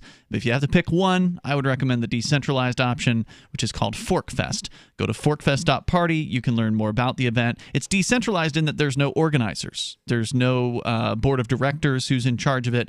It's just liberty-minded folks at the same campground at the same time, and they kind of do what they want to do. Some people will create things for you to do. Maybe you want to create a thing for people to do. Aria, you played with a band one night. We did. And spent most of the rest of the time setting up for that. And it was a lot of fun. It was cool having that happen because we'd never had live music before at ForkFest. So that was cool. And there was a poker table that was active every single night in one of the party tents. There were at least 2 party tents that I knew of, and it was a lot of fun. Check out forkfest.party, June 28th through July 4th. Where better to spend Independence Day than around other freedom-loving people here in the Shire. It's a perfect excuse to come up and check out New Hampshire during a beautiful time of the year, right there basically the first week of summer. So go to forkfest.party, and you can learn more there. So we told you about the bad news on Staten Island, and that is that the owner of the restaurant or the bar that was targeted for closure and refused to close under the governor's orders and city's orders has now been arrested as a result of his bravery, and hundreds of people are now gathered outside of his restaurant protesting this evening. So where will it go from there? We don't know. We'll keep you informed if we learn more. Meanwhile, another update here for you. We've had a lot of updates tonight. This story from USA Today: the minks infected with a mutated strain of COVID-19 in Denmark appear to be rising from the dead, igniting a national frenzy and calls from local officials to cremate the mink carcasses. It's also worth pointing out that we don't know anything about this mutation of COVID-19. It could, in fact, be that it was pretty much completely inert and ineffective, and that maybe we wanted this thing to spread to eliminate the main strain of COVID-19. Yeah, and maybe this was a huge overreaction to murder. It was an overreaction regardless. Yeah. While the site itself is certainly terrifying for the residents of West Jutland, a region of the country grappling with confirmed COVID-19 cases connected to the mink, there is likely a scientific explanation for the zombie-like reemergence from their graves. A Danish police spokesbureaucrat, Thomas Christensen, told a state broadcaster that gases form when the body decays underground. Obviously, right? In this way, in the worst cases, the mink might get pushed out of the ground. So they're basically burying these things in a mass grave.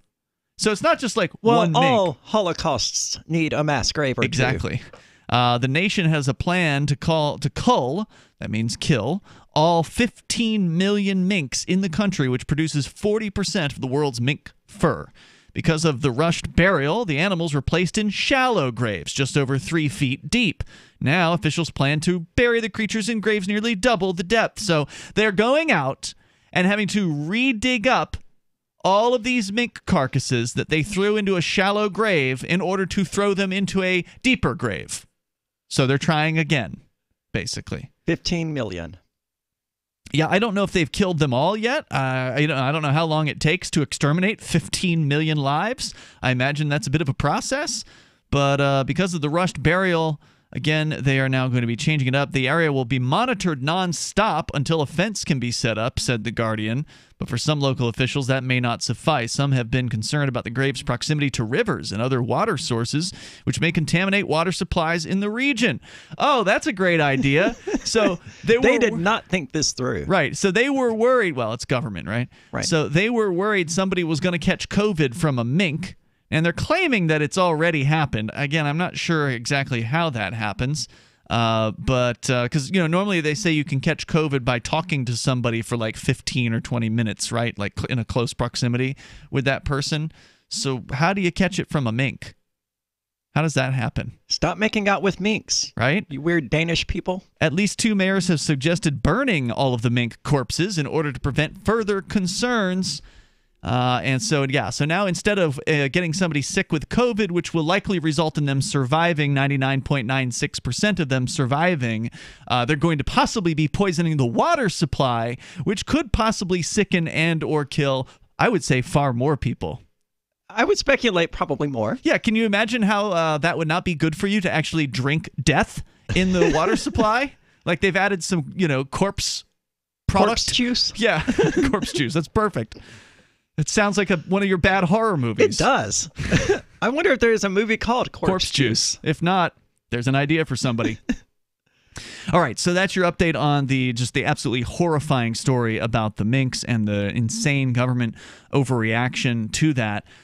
Let's change gears here, Aria. We've done a lot of updates here tonight, but let's do a fresh piece. Well, it's not really going to be that fresh. It's basically an update. It's the same. It sounds to me, and I haven't heard this yet, but it sounds to me like the same kind of hit piece that they've been writing about Bitcoin from the beginning. There have been so many different times when people have announced that Bitcoin is a scam and or it's a Ponzi scheme and or it is a total fraud or that it's just going to fail. There's so many negative stories and negative Nancys out there about Bitcoin. So who are we hearing from tonight? We're hearing from CNBC tonight, and they want you to not get caught up in the hype as Bitcoin hovers around 19,000. Now, is this a they? Is it an unsigned story, or does the article actually have an author? It does have an author, Carmen Rinnick or something. All right. She says Bitcoin tops 19,800 on Monday, hitting a record and its highest level since 2017. But even though it's more commonplace and popular as an investment since the last rally, financial advisors are still wary of the digital currency. Call it deja vu. Bitcoin topped $19,800 on Monday to reach a record and its highest level since 2017. At some exchanges. There were some exchanges where it did not reach its all-time high, so it's sort of like halvesies. It doesn't feel like deja vu to me at all. I mean, this is a substantially different environment. That's true. The run-up to this all-time high seems to have been more deliberate this time. It seems to have been pushed by more institutional investments. PayPal, for instance, coming on board just before this happened was a major thing. And in fact, I think you said it was off the air or on the air last night. I think you were the one who said this, that 20% of PayPal users have been purchasing Bitcoin already. Since they or what they're calling Bitcoin. Right. Yeah, you can't really prove it's real Bitcoin because they won't let you withdraw it. But Maybe they'll change that in the future. I hope so. There's more to the story, though, about why Bitcoin is a supposed fad. There is. Coming up here in moments, and you can share your thoughts with us. Maybe you agree. Maybe you think it's all a bunch of bunk, and you want to weigh in. Our toll-free number is 855-450-FREE. That's 855-450-3733. Although it is worth pointing out, everyone who's ever bought Bitcoin up until the all-time high they technically made money on it if they sold it. More coming up. Free Talk Live. Having taken her father's throne, Sarah Calhoun has fallen out with one of her best allies, and her brother Nathaniel heads into Imperial Philadelphia with a reckless plan. Her uncle Thomas, armed with new powers and new allies, aims to remove Sarah from her throne and from the world of the living. To survive and to gain the strength she needs to fight an impossible war, Sarah must unite the Mound Builder Kings to enact an ancient rite that will propel her beyond mortality. Servant Daughter by T.J. Butler is the newest entry in the Dragon Award-winning Witchy War series from Baen Books at BaenBooks.com. Divvy's been a pretty good investment for Free Talk Live. Their ad campaign started in September 2019, and from mid-March to mid-July, the values soared by 10 times. It's not too late. Divvy's new wallet hasn't even released yet, and other things are happening that I can't even say on the radio. If you want to invest and potentially do well, go to divvyproject.org. I can tell you that FTL is deepening its partnership with the guys from divvyproject.org. Past performance is not an indication of future profit. divvyproject.org. DIVI project.org. Why did you move to the Shire? I moved here to the Shire because there's other people around who take liberty just as seriously as I do. I moved to the Shire because I saw videos of people challenging authority and thought that I could get support myself. It called to me, like, do this, right now. I wanted to be around people like me who got it, and once I got here, I knew there was nowhere else that I wanted to be. I've always wanted to change the world, so I moved to the Shire to join people who were actually working towards doing the same thing. The people here are awesome, loving, and positive. It was for the adventure and for the feeling of something important is happening here, and I just wanted to come to sort of be part of that. Visit ShireSociety.com to read and sign the Shire Society Declaration and learn the reasons why, if you love liberty, you should immigrate to the Shire. Plus, connect with others via the forum at ShireSociety.com. That's ShireSociety.com. There are basically two types of advertising, direct response and branding. Radio's great for direct response with its low cost to listener ratio, but audio can't be beat for branding, which is a longer-term endeavor. You want to be the first thing that someone thinks of when they think about your product or service. If you have a local business that you want kept top of mind in your community, call the station. If you need national reach, Free Talk Live's got around 200 radio stations, millions of monthly listening sessions, can suit all budgets, and if we don't think we're right for you, we'll tell you. Email me, mark@freetalklive.com. If you want to know the latest about Free Talk Live before we go on the air, all you need to decide is how you want it delivered. It's your choice. Visit news.freetalklive.com to receive our usually weekly news updates by email. Plus, we have a Twitter account at twitter.freetalklive.com, and you can follow us on the decentralized Mastodon platform at toot.freetalklive.com. So please follow us at toot.freetalklive.com and sign up for our emails at news.freetalklive.com. I'm grateful to have heard from some of our satellite listeners recently. I appreciate knowing that people are out there who like what we do and are willing to support it financially. LRN.FM's free-to-air satellite feeds blanket most of 2 continents. It was my goal to put our channel there so people without internet could receive our programs and feed pirate radio stations. We started a fundraiser on Patreon a few years ago to back the satellite channels. I recently announced that I was considering canceling the feeds, and donations increased from 15 to 20% of our costs, which are around $1,000 per month. That's a good start, and to incentivize more contributions, the Shire Free Church will be matching every dollar. Can we reach $500 per month? With your help, we can. You can join our satellite fundraiser for just $2 a month at fund.lrn.fm. If we raise enough to keep both of the channels on the air, awesome. If we raise more, I'll add more channels. If not, we can shut them down and go internet only. It's up to you. Thank you for your support. fund.lrn.fm. This is the Liberty Radio Network, broadcasting the latest liberty-oriented audio content 24 hours a day at lrn.fm.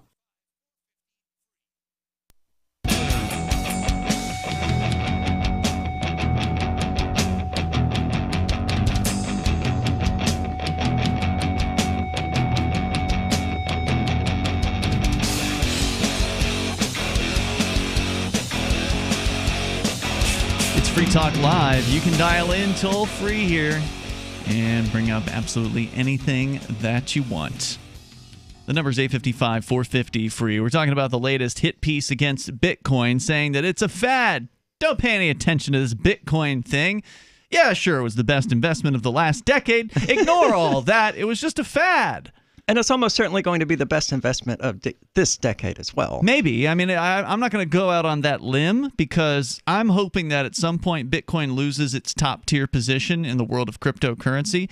I think you could safely say that cryptocurrency will be the best investment. Just being cryptocurrency. Just being more generic about it. Because, like, if you were to go to, I mean, from one cryptocurrency to the next, they're different, right? Like, they rise and they fall, and sometimes they rise together, but frequently they're doing different things at different times.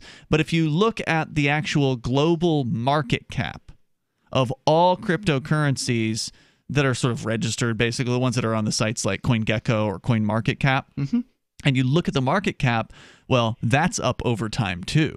In fact, now it hasn't peaked up to an all-time high on its own. It's currently at about $580+ billion, so over $500 billion in global market cap. The peak, which means what exactly? So thank you for asking. That is the total value based in dollars at the moment of all the cryptocurrencies, all 6,010 cryptocurrencies that CoinGecko.com is watching. Okay. All of them combined together, what is their total value? That's what it is, and it's over $500 billion. Now, it peaked in 2017 at looks like it was around the 6th of January, actually 2018, 6th of January, at around $852 billion. So we aren't quite there yet.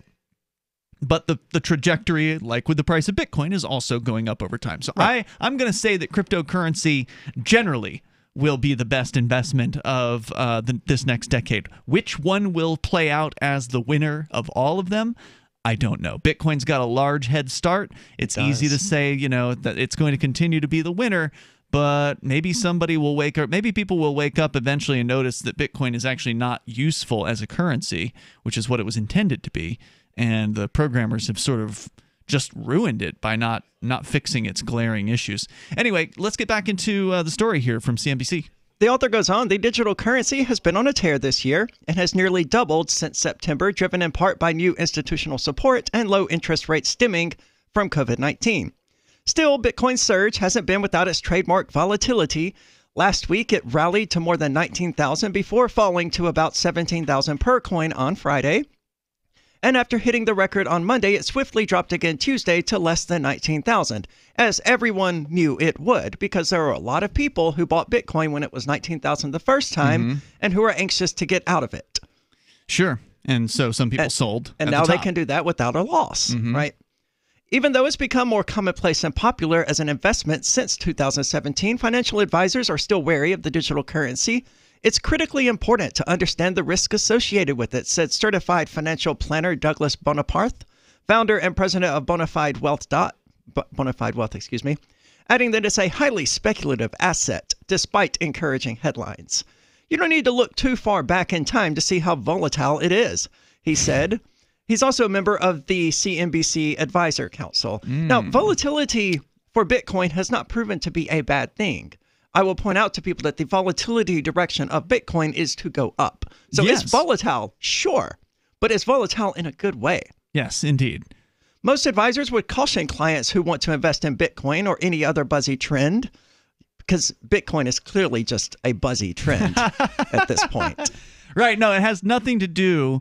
Its success has absolutely nothing to do with the fact that it's technologically sound and that the network is globally distributed and that it can't be shut down and that it reliably sends value from one point to another across the planet without using intermediaries like big banks. No, the value of Bitcoin has nothing to do with any of its actual features of what the program does. No, it's just a trend, and it only has popularity because people are talking about it. It's ridiculous. It can be easy to have FOMO, or fear of missing out, on the latest hot investing trend, according to Roger Ma, CFP and co-founder of New York City-based financial planning firm LifeLight laid out. So they asked a bunch of institutional advisors what they think about Bitcoin, and to no surprise, they're like, oh, Bitcoin is risky. Probably don't know anything about Bitcoin. It's best to keep your goals in mind before putting money into a fad investment, which could be something like Bitcoin, a commodity like gold, or the latest hot stock that's taking off. That includes understanding your net worth, living expenses, and credit score. From there, he recommends assessing whether you are with other prerequisites to investing. Do you have an emergency fund? Are you paying down debt, contributing to retirement, and on track for your goals?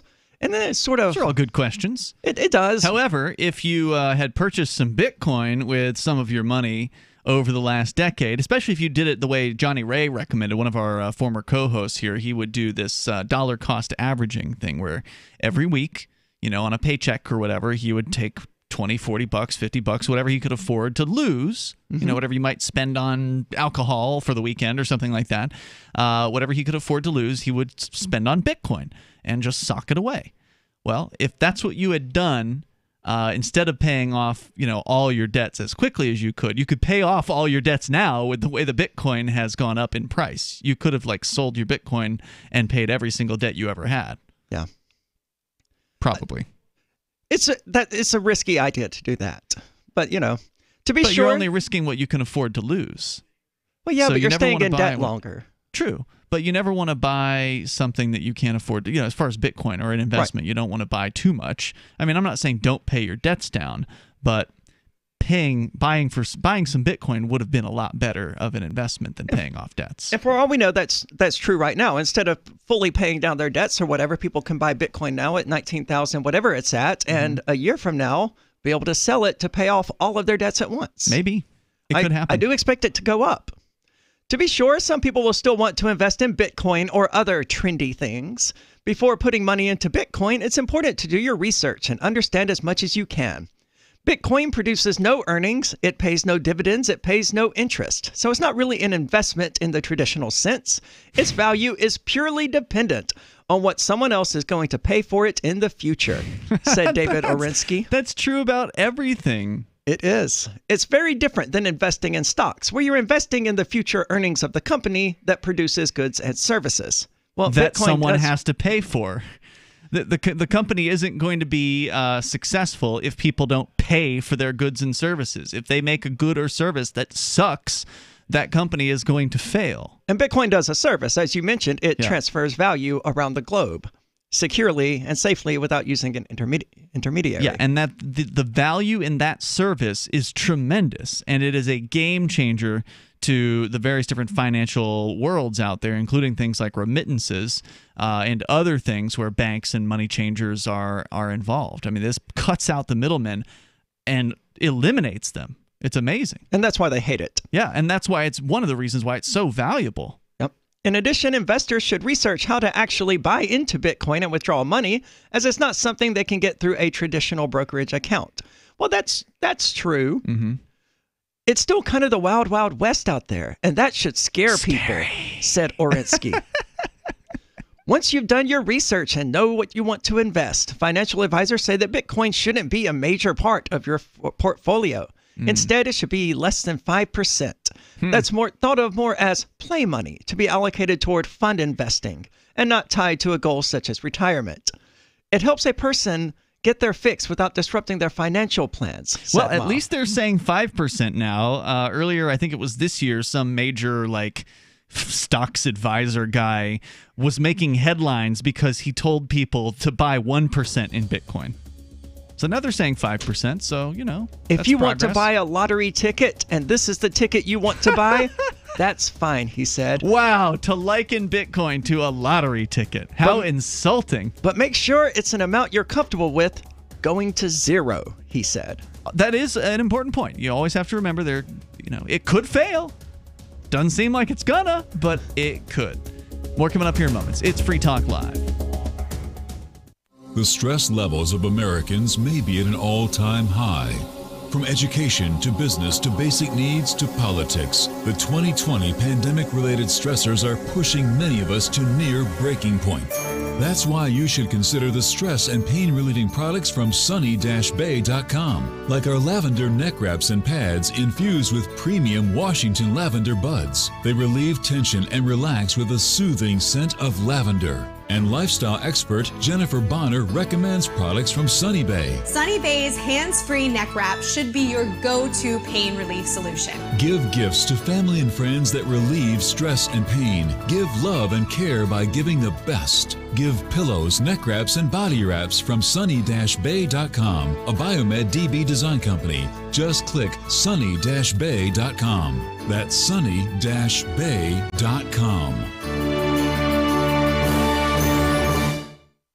Attention business owners body slammed by overwhelming debt. If your business is in trouble, hassled by creditors, if you're frustrated, finally fed up with big business bailouts while your business has been left for dead, Please listen close. There's a brand new fast-track bankruptcy. Some have even called it the biggest small business bailout in American history. Designed for individuals and their businesses. And look, almost no one knows about this yet. My attorney wasn't even aware of it. The truth is, beating the system has never been easy because it's rigged in a sense against the little guy. But here's the jaw-dropping news nobody's talking about. They've literally just changed the system so that you can beat it, but only if you understand how the new game has to be played. Find out if you qualify at pocketsoflight.com. This government-backed small business repair program is still legal, but may not be renewed after the election. Fight back fairly, fight back ethically at pocketsoflight.com. So the protection of life, liberty, and property is what the Free State Project is all about. But it's an effort to move 20,000 people who understand. It's about demonstrating to the entire country that, yeah, we can have a free market, a truly free market. Making it just a freer, great place to live. It's the world's largest voluntarist libertarian community, and it's only getting bigger. That's amazing, to be able to move to a place where other people passionately believe in being free and independent. What the Free State Project is managing to do, though, is to put their money where their mouth is. Physically getting up across the country and saying, let's go someplace and let's demonstrate the power of these ideas. There's a lot of kind of philosophy that surrounds liberty. There's a lot of thinking about it and talking about it. But here in New Hampshire, people are doing it.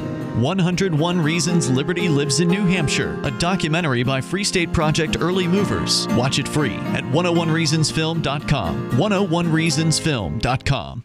The LRN.FM social media channels have been revamped. We've eliminated Facebook and focused on other platforms like Twitter and Mastodon, the decentralized alternative to Twitter. On our accounts, you'll find posts from multiple LRN.FM show hosts together in one place. Follow us on Twitter at twitter.lrn.fm, or better yet, move to the decentralized Mastodon social media platform at toot.lrn.fm, toot.lrn.fm. I think you'll like it. Looking for a great real estate investment? Consider New Hampshire, which is ground zero for the Liberty Movement. Your first call should be to Mark Worden from Porcupine Real Estate. He's more than just a real estate agent. He's your New Hampshire concierge. Where are the best places to live? Do you want farm, city, the burbs, or forest? Do you want a duplex or multifamily building so that renters pay your mortgage? There are homes in all price ranges in New Hampshire, and Mark can help with financing too. Invest in liberty and property. Mark Worden can help. PorcupineRealEstate.com.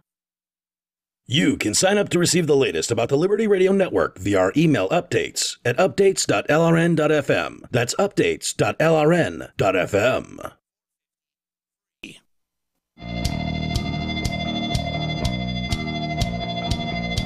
Free Talk Live, you dial in here. The toll-free number is 855-450-FREE. That's 855-450-3733. With you in the studio tonight, you've got Ian. And Aria. Don't forget, you can join our chat server where you can interact with some of the best trolls on the internet. Well, they think they are. They're entertaining, though. I do enjoy them, even though sometimes they're annoying. But they're also pretty funny. So head over to chat.lrn.fm. If you want to avoid the trolls, you can just create your own room and chat with only the people that you know and keep people out that you don't want. You can have like private on this server, rooms. If you want to avoid the trolls, you're just not going to be on the server. Well, no, you can have private rooms, and they'd be the only person in that room. Well, you can invite people that you prefer into that room. So you can do private rooms, you can do public rooms. You can actually create the rooms on the server, which is different from the old system that we had where we were on a centralized corporate-controlled system. That was totally top-down. I had to make all of the rooms. You couldn't make rooms there. Here, it's the reverse. Here, it's sort of bottom-up. The average user, anybody, can just spin up a room for whatever purpose they want. Well, technically, you could have delegated that using roles and stuff on Discord. Yeah, I guess I could. But that would have been a lot of trouble. Yeah, it was a huge hassle moderating Discord. And here, I don't have to do any moderating. I can just ignore everything that goes on the server, and it's fantastic. Or I can just jump in and have fun with the trolls. So get on over to chat.lrn.fm, and you can get the step-by-step instructions on how to join the chat server. It's called a Matrix server. It's open source. It's self-hosted, and that means it can't be taken down by the mega corporate social media companies. So chat.lrn.fm. We've been sharing this story from CNBC. It's an opinion piece by one of their, I don't know if it's an employee or a contributor or whoever it is, but some woman who is attacking Bitcoin, likening it to a fad that people are just talking about, and that's the only reason why it's worth anything. What was the last sentence? I feel like the last sentence you read was particularly ridiculous. You don't happen to have that in front of you right now, do you? I can get back to it very quickly. I do have exciting news, though, and that's what I was looking at just now. Yes. What's there is, in news? fact, a movie called Corpse Juice. Really? It's an Indonesian film. It's called Danur, which evidently translates to corpse juice. So I know what I'm watching tonight. Is it a horror film? Yes. Okay. So the last things this guy said was, if you want to have a bit of play money in your investment account, make sure it's an amount you're comfortable with going to zero. If you want to buy a lottery ticket, and this is the ticket you want to buy, that's what it was. That's fine. Right. So likening Bitcoin to a lottery ticket. It's just like, it's totally random whether you'll win or lose with Bitcoin. Except it's not, because anyone who has ever bought Bitcoin at any point and still has that Bitcoin has won at this point. Technically, if you sold at the all-time high, then you, quote, made money on the Bitcoin. And that's true for every single bit of Bitcoin in the world. Up until that point, yes. Yes. I mean, it's down now. I mean, it's down to like 19,000 again or something. Yeah. I don't watch it that closely. I do look at it more these days, addicted to crypto, because it's doing fascinating things. And, when it hits $25,000, I want to be able to see it. So I don't know. But it's more than a lottery ticket. I mean, this is a technology, right? It is. It's Lotto the future. Tickets, right. Lotto tickets are the past. That's just a silly little game. It's a gambling game that the government figured out how to make a bunch of money on. That's all that lottery tickets are. There's somebody who's going to win, and most people are going to lose. With Bitcoin, it's not that way. With Bitcoin, if you buy Bitcoin and you hold on to it and Bitcoin succeeds, you win, and so does everybody else who bought the Bitcoin. So whereas with lottery tickets, 99.9% of the people who buy them lose, and only 0.1 or whatever small amount of people actually wins, with Bitcoin, if you buy and you hold on to the Bitcoin long enough, it's likely you will be a winner. At least that has been true all the way up until now. Yes. So we can't predict the future. It could go to zero. That person was right when they said it could go to zero. That is a possibility. Is it a likely thing to happen? I'm going to go ahead and say no. That is not very likely at all. And the reason it's not likely is because the more useful Bitcoin is, the less likely it's going to go to zero. The more people use it, the less likely it will ever go to zero. So I'm not worried about it going to zero. I'm not either. And again, that's why you shouldn't put in anything more than you can afford to lose. That's sensible investment advice no matter what you're investing in. Sure. But to liken it to a lottery ticket is it's so evidence of the cluelessness of the person who is spouting that off. Yeah. They don't even know what they're talking about. They just think this is just some sort of fad that's randomly going up and down in value based on what people are saying about it on the internet. And while there may be a buzz factor to Bitcoin, the reality of it was in 2017. There still but is. I'm not seeing the hype this year that there was in 2017. And that's an important difference. That's an important difference. The run-up isn't as hype-based, or at least it doesn't seem to be as hype-based as previously. We are seeing a lot more investment types getting involved, investment houses and big companies and institutional investor types. So it's a different kind of a rise. Anyway, we're going to keep you up to date on the status of Bitcoin as it continues here, because we've been talking about it from not quite the beginning, but pretty early on here on Free Talk Live. I've got an interesting opinion piece here from Maclean's that I think you're going to like, Arya, and this is apparently a Canadian opinion site. Okay. And as you may know, Canada is just as bad, if not even worse, than the United States as far as the COVID crackdowns. Oh, yeah, they're awful. Return with us now, Maclean's writes, to a simpler time. A time when the future seemed clean and elegant and drawn in straight lines and right angles. Back to January 2020, to be precise, when the U.S. business magazine Incorporated published a column from Justin Barso with the headline, "Netflix Killed Blockbuster Video. The Movie Theater is Next." There followed several hundred words of techno-utopianism built on the fact that it's cheaper to watch movies at home than in the theater. Well then, quote, "The question is, as streaming services get more competitive and consumers have more content options than ever, will they continue to pay more to go to brick-and-mortar movie theaters?" Unquote. Now we have our answer, and all it took was 7 months away from movie theaters to see it. It turns out there's more to a movie viewing experience than bandwidth and home-popped popcorn. Even a perfectly ordinary suburban multiplex offers an immersive experience, a date night, a family bonding moment, a memory you can't approximate at home. The failure of home streaming to replicate the cinema experience is so total that most movie studios don't dare release their surprisingly limited stock of audience-ready blockbusters to streaming services. The streaming revenue model can't cover the cost of making big movies. What it was intuitively obvious became the actual smell of burning money when a couple of films, such as Christopher Nolan's time travel caper Tenet, were dumped into socially distanced quarter-capacity theaters and promptly lost most of their production costs. Shocking. Multiply this lesson across big parts of the economy and then extend it beyond the merely economic into the less tangible realms of human experience. In more ways than we would have thought to count, you actually need to be there.